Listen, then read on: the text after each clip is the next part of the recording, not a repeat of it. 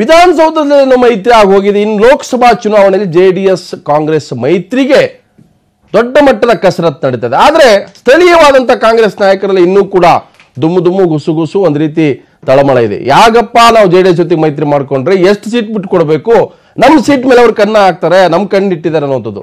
So ಇನ್ನೊಂದು ಕಡೆ high command ಮಟ್ಟದಲ್ಲೂ ಕೂಡ 10 ಸೀಟ್ ಜೆಡಿಎಸ್ಗೆ, 18 ಸೀಟ್ ಕಾಂಗ್ರೆಸ್ಗೆ ಅನ್ನುವ ಫಾರ್ಮುಲಾ ರೆಡಿ ಆಗ್ತಾ ಇದೆ ಅನ್ನುವಂಥ ಒಂದು ಅನುಮಾನ. ಸೊ ಹಾಗಾದ್ರೆ ಕಾಂಗ್ರೆಸ್ ಒಳಗಡೆ ಈ ಒಂದು ದೋಸ್ತಿ ಏನು ಚುನಾವಣೆ ಇದೆ ಅದ್ರ ಬಗ್ಗೆ ಒಂದು ರೀತಿ ಅಪಸ್ವರ ಇದೆ ಅನ್ನೋದು. ಸೊ ಇದೇ ಹೊತ್ತಿನ ಚರ್ಚೆ. ಜೆಡಿಎಸ್ ಕಾಂಗ್ರೆಸ್ ಮೈತ್ರಿಗೆ ಕಾಂಗ್ರೆಸ್ನಲ್ಲಿ ಅಪಸ್ವರ.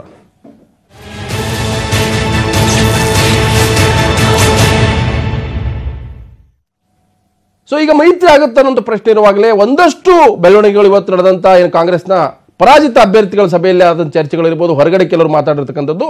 ಸೊ ಹಾಗಾದ್ರೆ ಜೆಡಿಎಸ್ ಕಾಂಗ್ರೆಸ್ ಲೋಕಸಭಾ ಚುನಾವಣೆಯಲ್ಲಿ ಮೈತ್ರಿ ನಿಜವಾಗಲೂ ಕೂಡ ಮಾಡಿಕೊಂಡ್ರೆ ಸ್ಥಳೀಯ ಮಟ್ಟದಲ್ಲಿ ಎರಡೂ ಪಕ್ಷದ ಕಾರ್ಯಕರ್ತರು ಒಟ್ಟಾಗಿ ಕೆಲಸ ಮಾಡ್ತಾರೆ ಅನ್ನೋಂಥ ಪ್ರಶ್ನೆ ಇದೆ. ಗೊತ್ತಿಲ್ಲ ಏನಾಗುತ್ತೆ. ಸೊ ಈಗ ಕೆಲವು ವಿದ್ಯಮಾನಗಳ ಬಗ್ಗೆ ನೋಡ್ಕೊಂಡ್ ಬರೋದಾದ್ರೆ ಏನೇನಾಗಬಹುದು ಅನ್ನೋದು. ಸೊ ಕೇಸರಿ ಟಾರ್ಗೆಟ್ ಯಾವ ಏರಿಯಾ ಅನ್ನುವಂಥದ್ದು ಇಲ್ಲಿ ನೋಡೋದಾದ್ರೆ ಹಳೆ ಮೈಸೂರಿನಲ್ಲಿ ಕೇಸರಿ ಪಾರ್ಟಿ ಅಂದ್ರೆ ಬಿಜೆಪಿ ಗೆದ್ದಿದ್ದು 4 ಕ್ಷೇತ್ರಗಳು ಮಾತ್ರ. ಅಂದ್ರೆ 3 ಬೆಂಗಳೂರಿನಲ್ಲಿ ಗೆದ್ದಿರ್ತಕ್ಕಂಥದ್ದು, 1 ಮೈಸೂರಿನಲ್ಲಿ ಗೆದ್ದಿರ್ತಕ್ಕಂಥದ್ದು. ಅಂದ್ರೆ ಇಡೀ ಹಳೆ ಮೈಸೂರಿನಲ್ಲಿ ಬಿಜೆಪಿ ಗೆದ್ದಿದ್ದು 4 ಸೀಟ್ ಮಾತ್ರ. ಹಾಗಾಗಿ ಬಿಜೆಪಿ ಟಾರ್ಗೆಟ್ ಇರತಕ್ಕಂಥದ್ದು ತುಮಕೂರಿನಿಂದ ಆಚೆ ಉತ್ತರ ಕರ್ನಾಟಕ, ಮಧ್ಯ ಕರ್ನಾಟಕ, ಕರಾವಳಿ. ಸೊ ಹಾಗೆ ಕರಾವಳಿ, ಮಧ್ಯ ಕರ್ನಾಟಕ, ಉತ್ತರ ಕರ್ನಾಟಕದಲ್ಲಿ ಬಿಜೆಪಿ ತನ್ನ ಭದ್ರ ನೆಲೆಯನ್ನು ಇಟ್ಕೊಂಡಿದೆ. ಕಳೆದ ಚುನಾವಣೆಯಲ್ಲಿ 17ರಲ್ಲಿ 12 ಸ್ಥಾನಗಳನ್ನ ಈ ಭಾಗದಲ್ಲಿ ಗೆದ್ದಿರ್ತಕ್ಕಂಥದ್ದು. ಹಾಗಾಗಿ ಅದು ಹಳೆ ಮೈಸೂರು ಭಾಗವನ್ನು ಅಷ್ಟು ಸೀರಿಯಸ್ ಆಗಿ ತೆಗೆದುಕೊಂಡಿಲ್ಲ. ಅದು ಬೆಂಗಳೂರು 3 ಕ್ಷೇತ್ರ ಹೊರತುಪಡಿಸಿದರೆ ಹೆಚ್ಚು ಕಮ್ಮಿ ಹೊರಗಡೆನೆ ಉತ್ತರ ಕರ್ನಾಟಕ, ಹೈದರಾಬಾದ್ ಮತ್ತು ಮಧ್ಯ ಕರ್ನಾಟಕ, ಕರಾವಳಿ, ಮಧ್ಯ ಈ ಭಾಗದನ್ನೇ ಅದು ಟಾರ್ಗೆಟ್ ಮಾಡಿರ್ತಕ್ಕಂಥದ್ದು. ಈ ಬಾರಿ ಕೂಡ ಬಿಜೆಪಿ ಲೆಕ್ಕಾಚಾರ ಇರತಕ್ಕಂಥದ್ದು ಜೆಡಿಎಸ್ ಕಾಂಗ್ರೆಸ್ ಮೈತ್ರಿ ಮಾಡಿಕೊಂಡ್ರು ಕೂಡ 20 ಸೀಟನ್ನು ಗೆಲ್ಲಲೇಬೇಕನ್ನುವಂಥದ್ದು ಬಿಜೆಪಿ ಹೈಕಮಾಂಡ್ ಅಮಿತ್ ಶಾ ಅವರ ಒಂದು ರಣತಂತ್ರ. ಸೊ ಹಾಗಾಗಿ ಹಳೆ ಮೈಸೂರು ಅದನ್ನೇ ಈಗ ಅದು ಒಂದು ರೀತಿಯ ಪೊಲಿಟಿಕಲ್ ಪರ್ಸೆಪ್ಷನ್ ಬಿಲ್ಡ್ ಮಾಡ್ತಾ ಇದೆ ಬಿಜೆಪಿ. ಹಳೆ ಮೈಸೂರಿಗೆ ಬಜೆಟ್ ಕೊಟ್ಟಿದ್ದಾರೆ ಅನ್ನೋದು. ಸೊ ಮೈತ್ರಿ ಸರ್ಕಾರ ರಚನೆ ಮಾಡಿಕೊಳ್ಳಲು ಕಾಂಗ್ರೆಸ್ಗೆ ಲೋಕಸಭೆನೇ ಮೇನ್ ಟಾರ್ಗೆಟ್ ಇರತಕ್ಕಂಥದ್ದು. ಈ ಒಂದು ಏನು ಕುಮಾರಸ್ವಾಮಿ ನೇತೃತ್ವ ಮೈತ್ರಿ ಸರ್ಕಾರ ಇದೆ, ಆ ಒಂದು ಸರ್ಕಾರ ಬರಲಿಕ್ಕೆ ಲೋಕಸಭಾ ಚುನಾವಣೆಯ ಟಾರ್ಗೆಟ್. ಸೊ ರಾಜ್ಯದಿಂದ ಹೆಚ್ಚಿನ ಸ್ಥಾನವನ್ನು ಗೆಲ್ಲಬೇಕನ್ನುವಂಥದ್ದು ಜೆಡಿಎಸ್ ಜೊತೆಗೆ ಮೈತ್ರಿ ಸಿಗ್ನಲ್ಗೆ ಕಾರಣ ಅನ್ನುವಂಥದ್ದು. ಹಾಗಾಗಿ ಈಗ ಯಾರೇ ಒಳ್ಳದ ಮನಸ್ಸಿದ್ರೂ ಕೂಡ ಅನಿವಾರ್ಯವಾಗಿ ಈ ಮೈತ್ರಿಯನ್ನ ಒಪ್ಕೊಳ್ಳೇಬೇಕಾದಂಥದ್ದು. ಸ್ಥಳೀಯ ನಾಯಕರನ್ನೇ ಕತ್ತಲಿಟ್ಟು ಹೈಕಮಾಂಡ್ ಏನು ಈ ಒಂದು ಮೈತ್ರಿಯನ್ನು ಮಾಡ್ಕೊಳ್ತು. ಈಗ ಅದು ಕಸಿವಿಸಿ ಕಾರಣ ಆಗಿದೆ ಇವತ್ತು ನಡೆದಂತ ಪರಾಜಿತ ಕಾಂಗ್ರೆಸ್ ಅಭ್ಯರ್ಥಿಗಳ ಸಭೆಯಲ್ಲಿ. ಸೊ 28ರ ಅಲ್ಲಿ ಏನು ದೋಸ್ತಿ ಸ್ಪರ್ಧೆಯಿಂದ 20ಕ್ಕೂ ಹೆಚ್ಚು ಗೆಲ್ಲಬೇಕು ಅನ್ನುವಂಥದ್ದು ಕಾಂಗ್ರೆಸ್ ಗುರಿ, ಜೆಡಿಎಸ್ ಲೆಕ್ಕಾಚಾರ. ಸೊ ಲೋಕಸಭೆ ಲೆಕ್ಕದಲ್ಲಿ ಜೆಡಿಎಸ್ ಪ್ರಾಬಲ್ಯ ಉತ್ತರ ಕರ್ನಾಟಕದಲ್ಲಿ ಅಷ್ಟಕ್ಕಷ್ಟೇ. ಸೊ ಅಸೆಂಬ್ಲಿಯಲ್ಲಿ ಕೆಲವು ಸೀಟು ಗೆದ್ದಿದ್ರು ಕೂಡ ಲೋಕಸಭೆ ತೆಗೆದುಕೊಂಡ್ರೆ ಆ ಭಾಗದಲ್ಲಿ ಒಂದು ಸೀಟನ್ನು ಕೂಡ ಗೆಲ್ಲಕ್ಕಾಗಿಲ್ಲ 2014ರಲ್ಲಿ. ಹಾಗಾಗಿ ಇನ್ನು ಕರಾವಳಿ, ಮಲೆನಾಡು, ಮಧ್ಯ ಕರ್ನಾಟಕದಲ್ಲೂ ಕೂಡ ಹೇಳಿಕೊಳ್ಳುವ ಶಕ್ತಿ ಜೆಡಿಎಸ್ ಹೊಂದಿಲ್ಲ.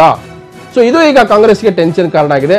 2014ರಲ್ಲಿ 28 ಕ್ಷೇತ್ರಗಳಲ್ಲಿ ಜೆಡಿಎಸ್ ಗೆದ್ದಿರೋದು ಕೇವಲ 2 ಕ್ಷೇತ್ರಗಳು ಮಾತ್ರ, ಹಾಸನ ಮತ್ತು ಮಂಡ್ಯ. ಸೊ ಹಾಗಾಗಿ 28ರಲ್ಲಿ 2 ಗೆದ್ದಂತ ಜೆಡಿಎಸ್ಗೆ ಎಷ್ಟು ಸೀಟ್ ಬಿಟ್ಟು ಕೊಡಬೇಕು. ಈಗ ಕಾಂಗ್ರೆಸ್ ಜೊತೆ ಮೈತ್ರಿಯಿಂದ ಅದಕ್ಕೆ ಕನಿಷ್ಠ 5 ಸೀಟನ್ನು ಆದ್ರೂ ಗೆಲ್ಲಬೇಕನ್ನುವಂತ ಒಂದು ಇರಾದೆ ಇದೆ. ಅದರ ಪೊಲಿಟಿಕಲ್ ಟಾರ್ಗೆಟ್ ಇರೋದು ಕನಿಷ್ಠ 10 ಸೀಟನ್ನು ನಿಂತರೆ 5 ಸೀಟ್ ಗೆಲ್ಲಬಹುದು ಅನ್ನೋದು.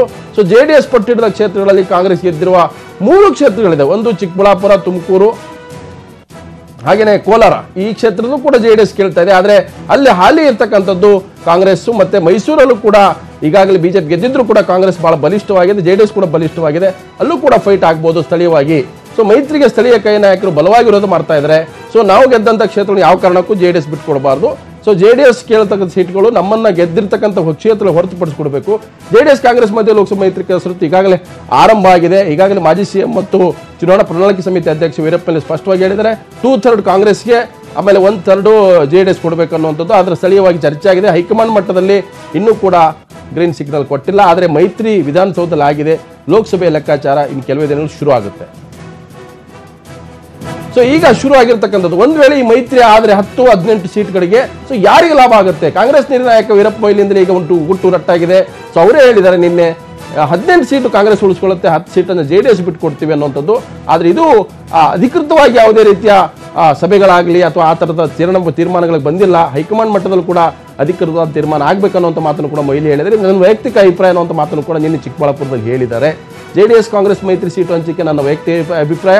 ಹೈಕಮಾಂಡ್ ರಾಹುಲ್ ಗಾಂಧಿ, ಸೋನಿಯಾ ಗಾಂಧಿ ತೀರ್ಮಾನ ಮಾಡ್ತಾರೆ, ದೇವೇಗೌಡರು ತೀರ್ಮಾನ ಮಾಡ್ತಾರೆ. ಆದರೆ ಒಂದೊಂದು ಸ್ಪಷ್ಟ, ಮೈತ್ರಿ ಪರವಾಗಿ ವೀರಪ್ಪ ಮೊಯ್ಲಿ ಮತ್ತು BK ಹರಿಪ್ರಸಾದ್, ಹಾಗೆ ಆಸ್ಕರ್ ಫರ್ನಾಂಡಿಸ್, ಹಾಗೆ ಪರಮೇಶ್ವರ್ ಖರ್ಗೆ ಅವರು ಒಲವಿದೆ. ಸಿದ್ದರಾಮಯ್ಯಗೆ ಒಲ್ಲದ ಮನಸ್ಸಿದ್ರು ಕೂಡ ಮೈತ್ರಿಗೆ ಒಪ್ಪದೆ ಬೇರೆ ದಾರಿಯಿಲ್ಲ ಅನ್ನುವಂಥದ್ದು ಕೂಡ ಈಗಿನ ರಾಜಕೀಯ ವಿದ್ಯಮಾನ. ಕಾರವಾರದಿಂದ ಸ್ಪರ್ಧಿಸಲಿಕ್ಕೆ ಆಸಕ್ತಿ ತಾಳಿದರೆ ಕೈ ನಾಯಕ ಹರಿಪ್ರಸಾದ್. ಈಗಾಗಲೇ ಅವರು ಕೂಡ ಮೊದಲ ಈ ಮೈತ್ರಿ ಸರ್ಕಾರಕ್ಕೆ ಆರಂಭಕ್ಕೆ ಅವರೇ ಹೇಳಿದ್ರು JDS ಮೈತ್ರಿ ಸರ್ಕಾರ 5 ವರ್ಷ ಹೋಗುತ್ತೆ ಅನ್ನುವಂಥ ಮಾತನ್ನು ಹರಿಪ್ರಸಾದ್ ಹೇಳಿದ್ರು. ವೀರಪ್ಪ ಮೊಯ್ಲಿ, ಖರ್ಗೆ, ಮುನಿಯಪ್ಪ ಕೂಡ ಮತ್ತೊಮ್ಮೆ ಸ್ಪರ್ಧೆಗೆ ರೆಡಿಯಾಗಿದ್ದಾರೆ. ಆದರೆ ಈ ಕ್ಷೇತ್ರ ಕೂಡ JDSಗೆ ಹೆಚ್ಚಿನ ಒಂದು ಲಾಭ ತರತಕ್ಕಂಥದ್ದು, ಈಗಾಗಲೇ ಹೆಚ್ಚಿನ ಶಾಸಕರು ಕೂಡ ಗೆದ್ದಿರ್ತಕ್ಕಂಥದ್ದು. ಮೈಸೂರಿನಿಂದ ಸ್ಪರ್ಧಿಸಲಿಕ್ಕೆ ಒಂದು ವೇಳೆ ಹೈಕಮಾಂಡ್ ಹೇಳಿದರೆ ಸಿದ್ದರಾಮಯ್ಯ ನಿಲ್ತಾರ ಗೊತ್ತಿಲ್ಲ. ಆದರೆ ಈಗಂತೂ ಅವ್ರು ಹೇಳಿದ್ರೆ ನಾನು ಯಾವುದೇ ಚುನಾವಣೆ ನಿಲ್ಲಲ್ಲ ಅಂತ ಮಾತ್ರ ಹೇಳಿದರೆ, ಮೈಸೂರಲ್ಲಿ ಕೂಡ JDS ಕಾಂಗ್ರೆಸ್ ಪ್ರಬಲ ಪೈಪೋಟಿ ಇರೋದ್ರಿಂದ ಆ ಕ್ಷೇತ್ರದಲ್ಲಿ ಈಗ ಒಂದು ಯಾವ ಪಕ್ಷಕ್ಕೆ ಬಿಟ್ಕೊಡ್ಬೇಕನ್ನುವಂಥದ್ದು. ಆದರೆ ಹೈಕಮಾಂಡ್ ಹೇಳಿದ್ರು ಕೂಡ ಸಿದ್ದರಾಮಯ್ಯ ಸ್ಪರ್ಧೆ ಮಾಡೋದು ಡೌಟು. ಈ ಕ್ಷೇತ್ರಕ್ಕಾಗಿ ಎರಡು ಪಕ್ಷಗಳ ಮಧ್ಯೆ ಫೈಟ್ ಆಗ್ಬೋದು. ಅಂತಿಮವಾಗಿ ಇದು JDS ಬಹಳ ಬಲವಾಗಿ ಕೇಳ್ತಾ ಇರ್ತಕ್ಕಂಥ ಕ್ಷೇತ್ರ ಕೂಡ ಮಂಡ್ಯ, ಹಾಗೆ ಹಾಸನ, ಮೈಸೂರು, ಮತ್ತೊಂದು ಕಡೆ ತುಮಕೂರು, ಹಾಗೆ ಚಿಕ್ಕಮಗಳೂರಲ್ಲಂತೂ ಈಗಾಗಲೇ ಹಾಲಿ ಶಾಸಕರು, ಹಾಲಿ ಸಂಸದರೇ ಇದ್ದಾರೆ. ವೀರಪ್ಪ ಮೊಯ್ಲಿ, ಮುದ್ದು ಹನುಮೇಗೌಡರು ಕೂಡ ಇದ್ದಾರೆ. ಯಾಕೆ ಅಂತದ್ದೊಂದು ಅಪಸ್ವರ ಕಾಂಗ್ರೆಸ್ ಪಾಳ್ಯದಲ್ಲಿ ಬಹಿರಂಗವಾಗಿ ಯಾರು ಮಾತಾಡೋಕ್ಕಾಗ್ತಾ ಇಲ್ಲ. ಇವತ್ತು ಪರಾಜಿತ ಅಭ್ಯರ್ಥಿಗಳು ಏನೆಲ್ಲ ಮಾತಾಡಿದ್ರು, ನಮ್ಮನ್ನು ಸೋಲಿಸಲಿಕ್ಕೆ ಏನೆಲ್ಲ JDS BJPಯವರು ಸ್ಥಳೀಯವಾಗಿ ಹೊಂದಾಣಿಕೆ ಮಾಡಿಕೊಂಡ್ರು. 2018 ವಿಧಾನಸಭಾ ಚುನಾವಣೆಯಲ್ಲಿ ಅನೇಕ ಕ್ಷೇತ್ರಗಳಲ್ಲಿ ಬಿಜೆಪಿಗೆ ಹೆಲ್ಪ್ ಆಗಿದೆ JDSನವರಿಂದ, JDSಗೆ BJP ಹೆಲ್ಪ್ ಮಾಡಿದೆ. ನಮ್ಮ ಸೋಲಿಗೆ ಅವರೇ ಕಾರಣ. ಈಗ ಅಂಥವ್ರ ಜೊತೆ ನಾವು ಮೈತ್ರಿ ಮಾಡ್ಕೊಂಡಿದ್ವಿ. ಏನಂದ್ರೆ BJPಯನ್ನು ಸೋಲಿಸಬೇಕು ಲೋಕಸಭಾ ಚುನಾವಣೆಯಲ್ಲಿ ಅನ್ನೋದು. ಆ ಕಾರಣಕ್ಕೆ ನಾವು ಒಲ್ಲದ ಮನಸ್ಸಿಂದ ಉಗುಳನ್ನ ಹಾಗೆ ಇಟ್ಕೊಂಡಿದ್ದೀವಿ, ನುಂಗಕ್ಕೂ ಆಗ್ತಲ್ಲ, ಉಗುಳಕ್ಕೂ ಆಗ್ತಲ್ಲ ಅನ್ನುವಂಥ ಮಾತನ್ನು ಕೂಡ ಅನೇಕ ಮಾಜಿ ಶಾಸಕರು ಮತ್ತು ಸ್ವತಂತ್ರ ಅಭ್ಯರ್ಥಿಗಳು ಇವತ್ತಿನ ಸಭೆಯಲ್ಲಿ ಹೇಳಿದ್ರು. ಆದರೆ ಇದಕ್ಕೆ ಭಿನ್ನವಾಗಿ ಒಬ್ಬರು ನೇರವಾಗಿ ಮಾತಾಡಿದ್ದಾರೆ. ತುಮಕೂರಿನಲ್ಲಿ ಮಧುಗಿರಿಯ ಮಾಜಿ ಶಾಸಕ KN ರಾಜಣ್ಣ ಅವ್ರು ಹೇಳೋ ಪ್ರಕಾರ ಒಂದು ವೇಳೆ ನಮಗೆ ಸೀಟನ್ನು ಕೊಡದೆ ಹೋದರೆ ನಾನೇ ಒಬ್ಬ ಅಭ್ಯರ್ಥಿಯ ಕಣಕ್ಕೆ ಕೇಳ್ತೀನಿ, ನಮ್ಗೆ ಲೋ ಕಮಾಂಡು ಹೈಕಮಾಂಡ್ ಯಾವುದೂ ಇಲ್ಲ ಅಂತ ಹೇಳಿದ್ರೆ KN ರಾಜಣ್ಣ. ಜನ ಅಂತಿಮವಾಗಿ ತೀರ್ಮಾನ ಮಾಡೋರು, ಜನ ತೀರ್ಮಾನ ಮಾಡ್ತಾರೆ. ಈಗಾಗಲೇ ಮಾಡದಂತೆ ಶುರುವಾಗಿದೆ, ಮಟ್ಕ ಶುರುವಾಗಿದೆ, ಹೆಡ್ ಬೂಟ್ಸು, ಇಸ್ಪೀಟು, ರೌಡಿಸಮ್ಮು, ಕಳ್ತನ, ಆಫೀಸ್ಗಳಿಗೆ ಹೋಗಿ ಧಮಕಿ ಹಾಕೋದು ಶುರುವಾಗಿದೆ. ಹಾಕ್ಲಿ, ಕೊಟ್ಟರೆ ಅವರು, ನಾವು ಕೊಟ್ಟರೆ ನಾವು. ಬಟ್ JDS ಕಾಂಗ್ರೆಸ್ ಅಲಿಯನ್ಸ್ ಮಾಡಿ JDS ಕಡೆ ಏನಾದ್ರು ಸೀಟ್ ಬಿಟ್ಕೊಟ್ರೆ ನಾನು ಅರ್ಜಿ ಇರ್ತೇನೆ. ಕಾಂಗ್ರೆಸ್ ಇರ್ಬೋದು, ಇನ್ನೊಂದು ಇರ್ಬೋದು, ಯಾವ್ದೋ ಒಂದು ಪಾರ್ಟಿ ಇರ್ತಾರೆ. ಕಾಂಗ್ರೆಸ್ ಬಿಟ್ಕೊಡದೆ ಇವರು JDSಗೆ ಬಿಟ್ಕೊಟ್ರೆ ನಮ್ದು ಒಂದು ಅರ್ಜಿ ಯಾವ ಹೈಕಮಾಂಡ್. ಇದ್ರ ಜೊತೆಗೆ ಇವತ್ತು ಏನು ಕಾಂಗ್ರೆಸ್ನ ಪರಾಜಿತ ಅಭ್ಯರ್ಥಿಗಳ ಆತ್ಮಾವಲೋಕನ ಸಭೆ ಆಯಿತು. ಆತ್ಮಾವಲೋಕನದಲ್ಲಿ ಅನೇಕ ಆರೋಪಗಳು ಬಂತು. ಅವರ ಅಸಮಾಧಾನ, ಅವ್ರ ಸೋಲಿ ಕಾರಣ ಏನು, ಅವ್ರ ನೋವುಗಳನ್ನು ನೋಡಿಕೊಂಡ್ರು. ನೇರವಾಗಿ ಅವ್ರು ಟಾರ್ಗೆಟ್ ಇದ್ದಿದ್ದು ಕೂಡ JDS. ಮತ್ತೊಂದು ಕಡೆ ಕಾಂಗ್ರೆಸ್ನ ಘಟಾನುಘಟಿ ನಾಯಕರು ಯಾವ ರೀತಿ ಮೋಸ ಮಾಡಿದ್ರು, ಯಾಕೆ ನಮ್ಮ ಕ್ಷೇತ್ರಕ್ಕೆ ಬಂದು ಪ್ರಚಾರ ಮಾಡಲಿಲ್ಲ, ನಾವು ಸೋತಿರ್ತಕ್ಕಂಥದ್ದಕ್ಕೆ ನಮ್ಮವರು ಹೊಣೆ ಇದ್ದಾರೆ, ಹಾಗೆ JDS ಇದೆ. ಮತ್ತೊಂದು ಕಡೆ ಅಧಿಕಾರಿಗಳು ಕೂಡ BJP ಪರವಾಗಿ ಕೆಲಸ ಮಾಡಿದ್ರು ಅಂತ ಅನೇಕ ಆರೋಪಗಳನ್ನ ಮಾಜಿ ಸಚಿವರಾದಂಥ A ಮಂಜುವಿಂದ ಹಿಡಿದು ಶಿವರಾಜ್ ತಂಗಡಿಗೆ ಇರ್ಬೋದು, ಅನೇಕ ಪರಾಜಿತ ಅಭ್ಯರ್ಥಿಗಳು, ಸ್ವತಂತ್ರ ಕ್ಯಾಂಡಿಡೇಟ್ಗಳು ಇವತ್ತು ಸಿದ್ದರಾಮಯ್ಯ, ಪರಮೇಶ್ವರ್, ದಿನೇಶ್ ಗುಂಡೂರಾವ್ ಸಮ್ಮುಖದಲ್ಲಿ ಆರೋಪ ಮಾಡಿದ್ರು. ಸಭೆಯ ನಂತರ ಅಂಥದ್ದೇನೂ ಆಗಿಲ್ಲ ರೀ, ಸಭೆಯಲ್ಲಿ ಎಲ್ಲವೂ ಬಹಳ ಸುಸೂತ್ರವಾಗಿದೆ, ಲೋಕಸಭಾ ಚುನಾವಣೆ ಗೆಲ್ಲಬೇಕು, ಅದ್ರ ಬಗ್ಗೆ ನಮ್ಮದು ಟಾರ್ಗೆಟ್ ಅನ್ನೋಂಥ ಮಾತನ್ನು ಕೂಡ ಸಮನ್ವಯ ಸಮಿತಿ ಅಧ್ಯಕ್ಷ ಸಿದ್ದರಾಮಯ್ಯ, ಮತ್ತೊಂದು ಕಡೆ ನೂತನವಾಗಿ ಆಯ್ಕೆ ಅಧ್ಯಕ್ಷರಾಗಿರ್ತಕ್ಕಂಥ KPCC ಅಧ್ಯಕ್ಷ ದಿನೇಶ್ ಗುಂಡೂರಾವ್ ಮಾತನಾಡಿದರು. ನಮ್ಮ ಸೋಲಿಗೆ ಕಾರಣಗಳೇನು ಅನ್ನೋದನ್ನು ಕೂಡ ಚರ್ಚೆ ಮಾಡಿದ್ದೀವಿ, ಆತ್ಮಾವಲೋಕನ ಮಾಡ್ಕೊಂಡಿದ್ದೀವಿ. ಮತ್ತೆ ಲೋಕಸಭೆಗೆ ಬರ್ತಕ್ಕಂಥ ಲೋಕಸಭಾ ಚುನಾವಣೆಯಲ್ಲಿ ಮತ್ತೆ ನಾವು ಹೊಸ ವಿಗರಿಂದ ಫೈಟ್ ಮಾಡಬೇಕು, ಮತೀಯ ಶಕ್ತಿಗಳನ್ನು ಹಿಮ್ಮೆಟ್ಟಿಸಬೇಕು. ಆ ಮತೀಯ ಶಕ್ತಿಗಳನ್ನು ಅಧಿಕಾರಕ್ಕೆ ಬರಬಾರ್ದು ಅನ್ನೋ ಕಾರಣಕ್ಕೋಸ್ಕರನೇ ನಾವು ಇಲ್ಲಿ ಈ ಸಾರಿ ಸಮ್ಮಿಶ್ರ ಸರ್ಕಾರ JDS. ಮುಖ್ಯವಾಗಿ ನಮ್ಮ ಗುರಿ ಏನಂತ ಹೇಳಿದ್ರೆ ಮುಂದಿನ ಪಾರ್ಲಿಮೆಂಟ್ ಚುನಾವಣೆಗೆ ಹೇಗೆ ತಯಾರಿಕೆ ಮಾಡ್ಕೋಬೇಕು, ಪಕ್ಷವನ್ನು ಇನ್ನೂ ಸದೃಢವಾಗಿ ಕಟ್ತಕ್ಕಂಥದ್ದಕ್ಕೆ, ಮತ್ತು ಹಿಂದೆ ಏನೇನು ಕಾರಣಗಳಾಯಿತು, ಸೋಲಿಗೆ ಏನೇನು ಕಾರಣಗಳಾಯಿತು ಅದ್ರ ಬಗ್ಗೆ ಎಲ್ಲ ಸ್ವಲ್ಪ ನಾವೆಲ್ಲ ಚರ್ಚೆ ಮಾಡಿ. ಹಾಗಾದ್ರೆ ಸೋಲಿನ ಕಾರಣಗಳನ್ನು ಅವ್ರು ಚರ್ಚೆ ಮಾಡ್ತಾ ಇದ್ದಾರೆ. ನಿಜವಾಗ್ಲೂ ಕೂಡ ಸೋಲಿನ ಕಾರಣ ಏನಿದ್ರು ಕೂಡ ಅದೀಗ ಅದು ಮುಗಿದೋದ ಕತೆ. ಇನ್ನೇನಿದ್ರು ಮುಂದಿನ ಲೆಕ್ಕಾಚಾರ ಲೋಕಸಭೆ ಚುನಾವಣೆ. ಹಾಗಾಗಿ ಈ ಹಂತದಲ್ಲಿ ಇವತ್ತು ಒಂದು ಪ್ರಶ್ನೆ ಹೇಳುತ್ತೆ. ನಾವು ಚರ್ಚೆಗೆ ಆರಂಭದಲ್ಲಿ ಇವತ್ತಿನ ಬಿಗ್ ಕ್ವಶನ್ ಏನಪ್ಪಾ ಅಂತಂದ್ರೆ, ಹೈಕಮಾಂಡ್ ಕೈಗೊಂಡ ನಿರ್ಧಾರವೇ ತಪ್ಪು ಎಂದು ಸಾಬೀತಾಗುತ್ತಾ? ಈ ಲೋಕಸಭಾ ಚುನಾವಣೆಯಲ್ಲಿ ಏನಾದರೂ JDS ಕಾಂಗ್ರೆಸ್ ಪೂರ್ಣ ಪ್ರಮಾಣದಲ್ಲಿ ಮನಸ್ಪೂರ್ವಕವಾಗಿ ಒಪ್ಪಂದ ಮಾಡಿಕೊಂಡು ಚುನಾವಣೆ ಎದುರಿಸದೆ ಹೋದರೆ ಹೈಕಮಾಂಡ್ ಯಾವ ಉದ್ದೇಶಕ್ಕೆ ಮೈತ್ರಿ ಮಾಡಿಕೊಳ್ತು ಅದೇ ವಿಫಲ ಆಗುವ ಸಾಧ್ಯತೆ ಇದೆಯಾ ಅನ್ನುವಂಥ ಒಂದು ಅನುಮಾನ ಕಾಡುತ್ತೆ. ಹಾಗೆ ಚರ್ಚೆ ಮಾಡ್ತೀನಿ. ಜೊತೆ ಕಾಂಗ್ರೆಸ್ನ ಹಿರಿಯ ನಾಯಕರು ವಕ್ತಾರರಾದಂಥ ಧರ್ಮಸೇನೆ ಅವರೇ, ಹಾಗೆಯೇ JDSನ ಹಿರಿಯ ನಾಯಕರು ಮಾಜಿ ಶಾಸಕರಾದಂಥ ಕೋನ್ ರೆಡ್ಡಿ ಅವರಿದ್ದಾರೆ, ಹಾಗೆ ನನ್ನ ಜೊತೆಗೆ ಮೈಸೂರಿನ ಹಿರಿಯ ನಾಯಕರಾದಂಥ ವಕ್ತಾರರು ಗೋಮಸೂರ್, ಹಾಗೆ ಇನ್ನೊಬ್ರು ಮಾಜಿ ಸಚಿವರು BJP ಶಾಸಕರಂತ ರೇಣುಕಾಚಾರ್ಯ ಇದ್ದಾರೆ. ಎಲ್ಲರೂ ಕೂಡ ಸ್ವಾಗತ. ನೇರವಾಗಿ ಕೇಳ್ತಾ ಇದ್ದೀನಿ ಶ್ರೀನಿವಾಸ್ ಅವರೇ, ಭಾರತೀಯ ಶ್ರೀನಿವಾಸ್ ಕಟ್ಟಿ ನಮ್ಮ ಜೊತೆಗೆ ನಮ್ಮ ರಾಜಕೀಯ ಪ್ರತಿನಿಧಿ ಶ್ರೀನಿವಾಸ್ ಕಟ್ಟಿ HK ಪಾಟೀಲ್ ಪತ್ರ ಬರೆದು ಉತ್ತರ ಕರ್ನಾಟಕ ಅನ್ಯಾಯ ಆಯಿತು, ಅಲ್ಪಸಂಖ್ಯಾತರ ಬಜೆಟ್ ಅನ್ಯಾಯ ಆಯಿತು, CLP ಸಭೆಯನ್ನು ಕರಿಬೇಕನ್ನುವಂಥದ್ದು. ಮತ್ತೊಂದು ಕಡೆ ಲೋಕಸಭಾ ಚುನಾವಣೆ ಬಗ್ಗೆ ಕೂಡ ಇವತ್ತಿನ ಸ್ವತಂತ್ರ ಅಭ್ಯರ್ಥಿಗಳ ಸಭೆಯಲ್ಲಿ ಚರ್ಚೆ ಆಯಿತು. ಈ ಒಂದು ಹಿನ್ನೆಲೆಯಲ್ಲಿ ಬುಧವಾರ ನಡೀತಕ್ಕಂಥ ಶಾಸಕಾಂಗ ಸಭೆ ಎಷ್ಟು ಮಹತ್ವ ಪಡ್ಕೊಳ್ಳುತ್ತೆ? ಕ್ವಿಕ್ ಆಗಿ. ಲಕ್ಷ್ಮಣ್, ಬುಧವಾರ ಕಾಂಗ್ರೆಸ್ ಶಾಸಕಾಂಗ ಪಕ್ಷದ ಸಭೆ ಏನಿದೆ ಇದು ಕೇವಲ ಕಾಂಗ್ರೆಸ್ಗೆ ಮಾತ್ರ ಮಹತ್ವದ ಸಭೆ ಆಗಿಲ್ಲ, ಜೆಡಿಎಸ್ಗೂ ಕೂಡ ಒಂದು ಮಹತ್ವದ ಸಭೆನೇ ಅಂತ ಹೇಳ್ಬೋದು. ಅಂದ್ರೆ ಅದ್ರ ಜೆಡಿಎಸ್ ಶಾಸಕರು ಪಾಲ್ಗೊಳ್ಳದೆ ಹೋದ್ರು ಕೂಡ ಆ ಒಂದು ಸಭೆಯಲ್ಲಿ ಏನ್ ಚರ್ಚೆ ಆಗುತ್ತೆ ಅಂತಕ್ಕಂಥ ಒಂದು ಕುತೂಹಲ ಜೆಡಿಎಸ್ ಮುಖಂಡರು. ಯಾಕಂದ್ರೆ ಸರ್ಕಾರ ಸಂಬಂಧಪಟ್ಟಿರ್ತಕ್ಕಂಥ ವಿಚಾರ ಸಂಬಂಧಪಟ್ಟಿರ್ತಕ್ಕಂಥನೇ ಈ ಒಂದು ಶಾಸಕಾಂಗ ಪಕ್ಷದ ಸಭೆಯಲ್ಲಿ ಚರ್ಚೆ ಆಗ್ತಕ್ಕಂಥ ಸಾಧ್ಯತೆ ಕೂಡ ಇದೆ. ಅಂದ್ರೆ ಹಿರಿಯ ಮುಖಂಡ HK ಪಾಟೀಲ್ ಅವರು ಒಂದು ಆಗ್ರಹವನ್ನು ಕೂಡ ಮಾಡಿದ್ರು. ಆದ್ರೆ ಬಜೆಟ್ ನಲ್ಲಿ ಏನು ತಾರತಮ್ಯವಾಗಿದೆ, ಏನು ಅನ್ಯಾಯ ಆಗಿದೆ ಅದಕ್ಕೆ ಸರಿಪಡಿಸಬೇಕು ಅಂತಂದ್ರೆ ಚರ್ಚೆಗೆ ಒಂದು CLP ಸಭೆಯನ್ನ ಕೂಡಲೇ ಕರಿಬೇಕು ಅಂತಕ್ಕಂಥ ಒಂದು ಒತ್ತಾಯವನ್ನು ಕೂಡ ಮಾಡಿದ್ರು. ಸಿದ್ದರಾಮಯ್ಯ ಕೂಡ ಒಂದು ಒತ್ತಡ ಕೂಡ ತಂದಿದ್ರು. ಆ ನಿಟ್ಟಿನಲ್ಲಿ ಬುಧವಾರ ಏನು ಶಾಸಕಾಂಗ ಪಕ್ಷ ಸಭೆ ನಡೆದಿದೆ, ಪ್ರಮುಖವಾಗಿ ಒಂದು ಬಜೆಟ್ ನಲ್ಲಿ ಎಲ್ಲ ಭಾಗಗಳ ನಿರ್ಲಕ್ಷ್ಯ ಮಾಡಲಾಗಿದೆ. ಕೇವಲ JDS ಪ್ರಾಬಲ್ಯ ಇರತಕ್ಕಂತ ಒಂದು ಜಿಲ್ಲೆಗಳಿಗೆ ಮಾತ್ರ ಪ್ರಾಧಾನ್ಯತೆಯನ್ನು ಕೊಡಲಾಗಿದೆ, ಮಿಕ್ಕ ಜಿಲ್ಲೆಗಳನ್ನ ನಿರ್ಲಕ್ಷ್ಯ ಮಾಡಲಾಗಿದೆ ಅಂತಕ್ಕಂಥ ಆರೋಪವನ್ನು ಕೂಡ ಒಂದು ಮಾಜಿ ಸಚಿವ HK ಪಾಟೀಲ್ ಅವರು ಮಾಡಿದ್ರು. ಅಂದ್ರೆ ಶಾಸಕಾಂಗ ಸಭೆಯಲ್ಲಿ ಎಲ್ಲ ವಿಚಾರ ಬರ್ತವೆ, ನಿಗಮ ಮಂಡಳಿ ಇರ್ಬೋದು, ಅನ್ಯಾಯ ಇರ್ಬೋದು, HK ಪಾಟೀಲ್ ಎತ್ತರದ ಪ್ರಶ್ನೆಗಳಿರ್ಬೋದು, ಮತ್ತು ಲೋಕಸಭಾ ಚುನಾವಣೆ. ಖಂಡಿತವಾಗಿ ಲಕ್ಷ್ಮಣ್, ಯಾಕಂದ್ರೆ ಲೋಕಸಭೆ ಚುನಾವಣೆಯಲ್ಲಿ ಆಲ್ರೆಡಿ ಒಂದು JDS ಏನು ಪೂರ್ವಭಾವಿಯಾಗಿ ಒಂದು ಮೈತ್ರಿಯನ್ನು ಮಾಡ್ಕೋಬೇಕಂತಕ್ಕಂಥ ಒಂದು ಚರ್ಚೆ ನಡೆದಿದೆ. ಆ ಮೈತ್ರಿಗೆ ಸಂಬಂಧಪಟ್ಟಿರ್ತಕ್ಕಂಥ ವಿಚಾರ, ಯಾವ ಕ್ಷೇತ್ರಗಳನ್ನ ಬಿಟ್ಕೊಡ್ಬೇಕು ಅಂತಕ್ಕಂಥ ವಿಚಾರ ಬಗ್ಗೆ ಚರ್ಚೆ ಆಗುತ್ತೆ. ಜೊತೆಗೆ ಸಂಪುಟ ವಿಸ್ತರಣೆ ಆಗಿರ್ಬೋದು, ನಿಗಮ ಮಂಡಳಿ ಆಗಿರ್ಬೋದು, ಮತ್ತು ಜಿಲ್ಲಾ ಉಸ್ತುವಾರಿ ಹಂಚಿಕೆ ಯಾಕೆ ವಿಳಂಬ ಆಗ್ತಿದೆ ಅಂತಕ್ಕಂಥ ಪ್ರಶ್ನೆ ಕೂಡ ಇಲ್ಲಿ ಕಾಡುತ್ತೆ. ಜೊತೆಗೆ ಏನು ಅಲ್ಪಸಂಖ್ಯಾತ ಶಾಸಕರಿದ್ದಾರೆ, ಇವರು ಬಜೆಟ್ ನಲ್ಲಿ ಬಹಳ ಮಹತ್ವದ್ದು ಶಾಸಕಾಂಗ ಸಭೆ ಇದು. ಇದರಲ್ಲಿ ಪೊಲಿಟಿಕಲ್ ನೆಕ್ಸ್ಟ್ ಏನ್ ಸ್ಟೆಪ್ ತಗೋಬೇಕು ಅಥವಾ ಹಿಂದೆ ಏನ್ ತಪ್ಪುಗಳಾಗಿದಾವೆ ಅದನ್ನ ಸರಿ ಮಾಡುವಂತದ್ದು ಎಲ್ಲವೂ ಕೂಡ ಬಹಳ ಬಹುತ. ಯಾಕಂತಂದ್ರೆ ಶಾಸಕ ನಾಯಕ ಸಿದ್ದರಾಮಯ್ಯ ಆಗಿರೋದ್ರಿಂದ ಸೊ ಪರಮೇಶ್ವರ್ ಕೂಡ ಶಾಸಕರ ಬರಬೇಕು ಹೊರತು ಅವರು ಶಾಸಕ ನಾಯಕರಲ್ಲ. ಇದು ಕೂಡ ಇಂಟ್ರೆಸ್ಟಿಂಗ್ ಇದೆ. ಧನ್ಯವಾದ ಶ್ರೀನಿವಾಸ ಧರ್ಮಸೇನ ಅವರೇ. ಇವತ್ತು ನಿಮ್ಮ ಶಾಸಕರಾಗಿದ್ದರು, ತುಂಬಾ ಸೀನಿಯರ್ ಮೋಸ್ಟ್ ಶಾಸಕರಾಗಿದ್ದರು, ಈಗ ಸೋತಿದ್ದಾರೆ. ರಾಜಣ್ಣ ಒಂದು ಮಾತನ್ನು ಹೇಳಿದ್ರು, ಅವರು ತುಮಕೂರಿಗೆ ಸೀಮಿತವಾಗಿ ಹೇಳಿದ್ದಾರೆ. ಮೊನ್ನೆ ಚಲುವರಾಯಸ್ವಾಮಿ ಮತ್ತೆ ಅವ್ರ ಜೊತೆಗೆ ಸೋತಂತ ಮಂಡ್ಯದವ್ರೇನು ಹೇಳಿದ್ರು, ನಮ್ಮ ಮೈತ್ರಿ ಏನಿದ್ರು ವಿಧಾನಸೌಧಕ್ಕೆ ಮಂಡ್ಯಕ್ಕಲ್ಲ ಅನ್ನೋ ಮಾತನಾಡೋದು. ಕೆಲವರು ಹಾಗೆ ನಿಧಾನಕ್ಕೆ ಮಾತಾಡ್ತಾರೆ. ಅಂದ್ರೆ ನೀವು ಯಾವ ಉದ್ದೇಶಕ್ಕಾಗಿ ಮೈತ್ರಿ ಮಾಡ್ಕೊಂಡಿದ್ರೆ ಆ ಉದ್ದೇಶವೇ ವಿಫಲ ಆಗುವಂತ ಮಾತುಗಳು ಕೂಡ ಕೇಳಿಬರ್ತದೆ. ಅನಿವಾರ್ಯವಾಗಿ ನೀವು ಒಪ್ಕೊಂಡಿರಿ. ಈ ಲೋಕಸಭೆ 10 ಸೀಟು 18 ಸೀಟು ಅಂತ ಫಾರ್ಮುಲಾ ಗೊತ್ತಿಲ್ಲ, ನಿಮ್ಮ ನಾಯಕರು ವೀರಪ್ಪ ಮೊಯ್ಲಿ ಹೇಳಿದ್ದಾರೆ. ಸೊ ಏನು ಉಲ್ಟಾ ಆಗ್ಬೋದು ಅಂತ ಏನಾಗ್ತದೆ ಅಂತ ಹೇಳಿದ್ರೆ, ಎಲ್ಲರಿಗೂ ಕೂಡ ರಾಜಕಾರಣದಲ್ಲಿ ಫಸ್ಟ್ ವೈಯಕ್ತಿಕವಾಗಿ ಅವರ ಅಸ್ತಿತ್ವ ಇರುತ್ತೆ, ನನಗೆ ಗೊತ್ತಿರೋ ಪ್ರಕಾರ. ಎರಡನೇದಾಗಿ ನಾನು ಪಕ್ಷ ಬರಲಿ ಅನ್ನೋದು ಇರ್ತದೆ, ಮೂರನೇದಾಗಿ ನನ್ನ ನಾಯಕರು ಇರಲಿ ಒಬ್ಬರು ಅನ್ನೋದು ಇರ್ತದೆ. ಆದರೆ ನೋಡಿ, ಈಗ ಕಳೆದ ವಿಧಾನಸಭಾ ಚುನಾವಣೆಗಳನ್ನೇ ತಗೊಳ್ಳಿ, ಹೈಕಮಾಂಡ್ಗಾಗಲಿ ಮಾನ್ಯ ಮುಖ್ಯಮಂತ್ರಿಗಳಾಗಿದ್ದಂಥ ಸಿದ್ದರಾಮಯ್ಯ ಸಾಹೇಬರು CLP ಮೀಟಿಂಗಲ್ಲಿ ನಾವೆಲ್ಲ ಇದ್ವಿ, ನಮ್ಮ ಮುಂದೆನೇ ಹೇಳಿದ್ರು, ನೋಡಪ್ಪ ಇಷ್ಟು ಜನಕ್ಕೆ ಕಷ್ಟ ಇದೆ, ನೀವು ಎಲ್ಲ ಸರಿಪಡಿಸ್ಕೊಳ್ಳಿ, ಒಬ್ಬೊಬ್ಬರೇ ಬನ್ನಿ, ನೀವು ಯಾವಾಗ ಬೇಕಾದರೂ ನೀವು ಇಷ್ಟ ಬಂದಾಗ ಬನ್ನಿ ಅಂತಕ್ಕಂಥ ಮಾತನ್ನು ಹೇಳಿದ್ರು.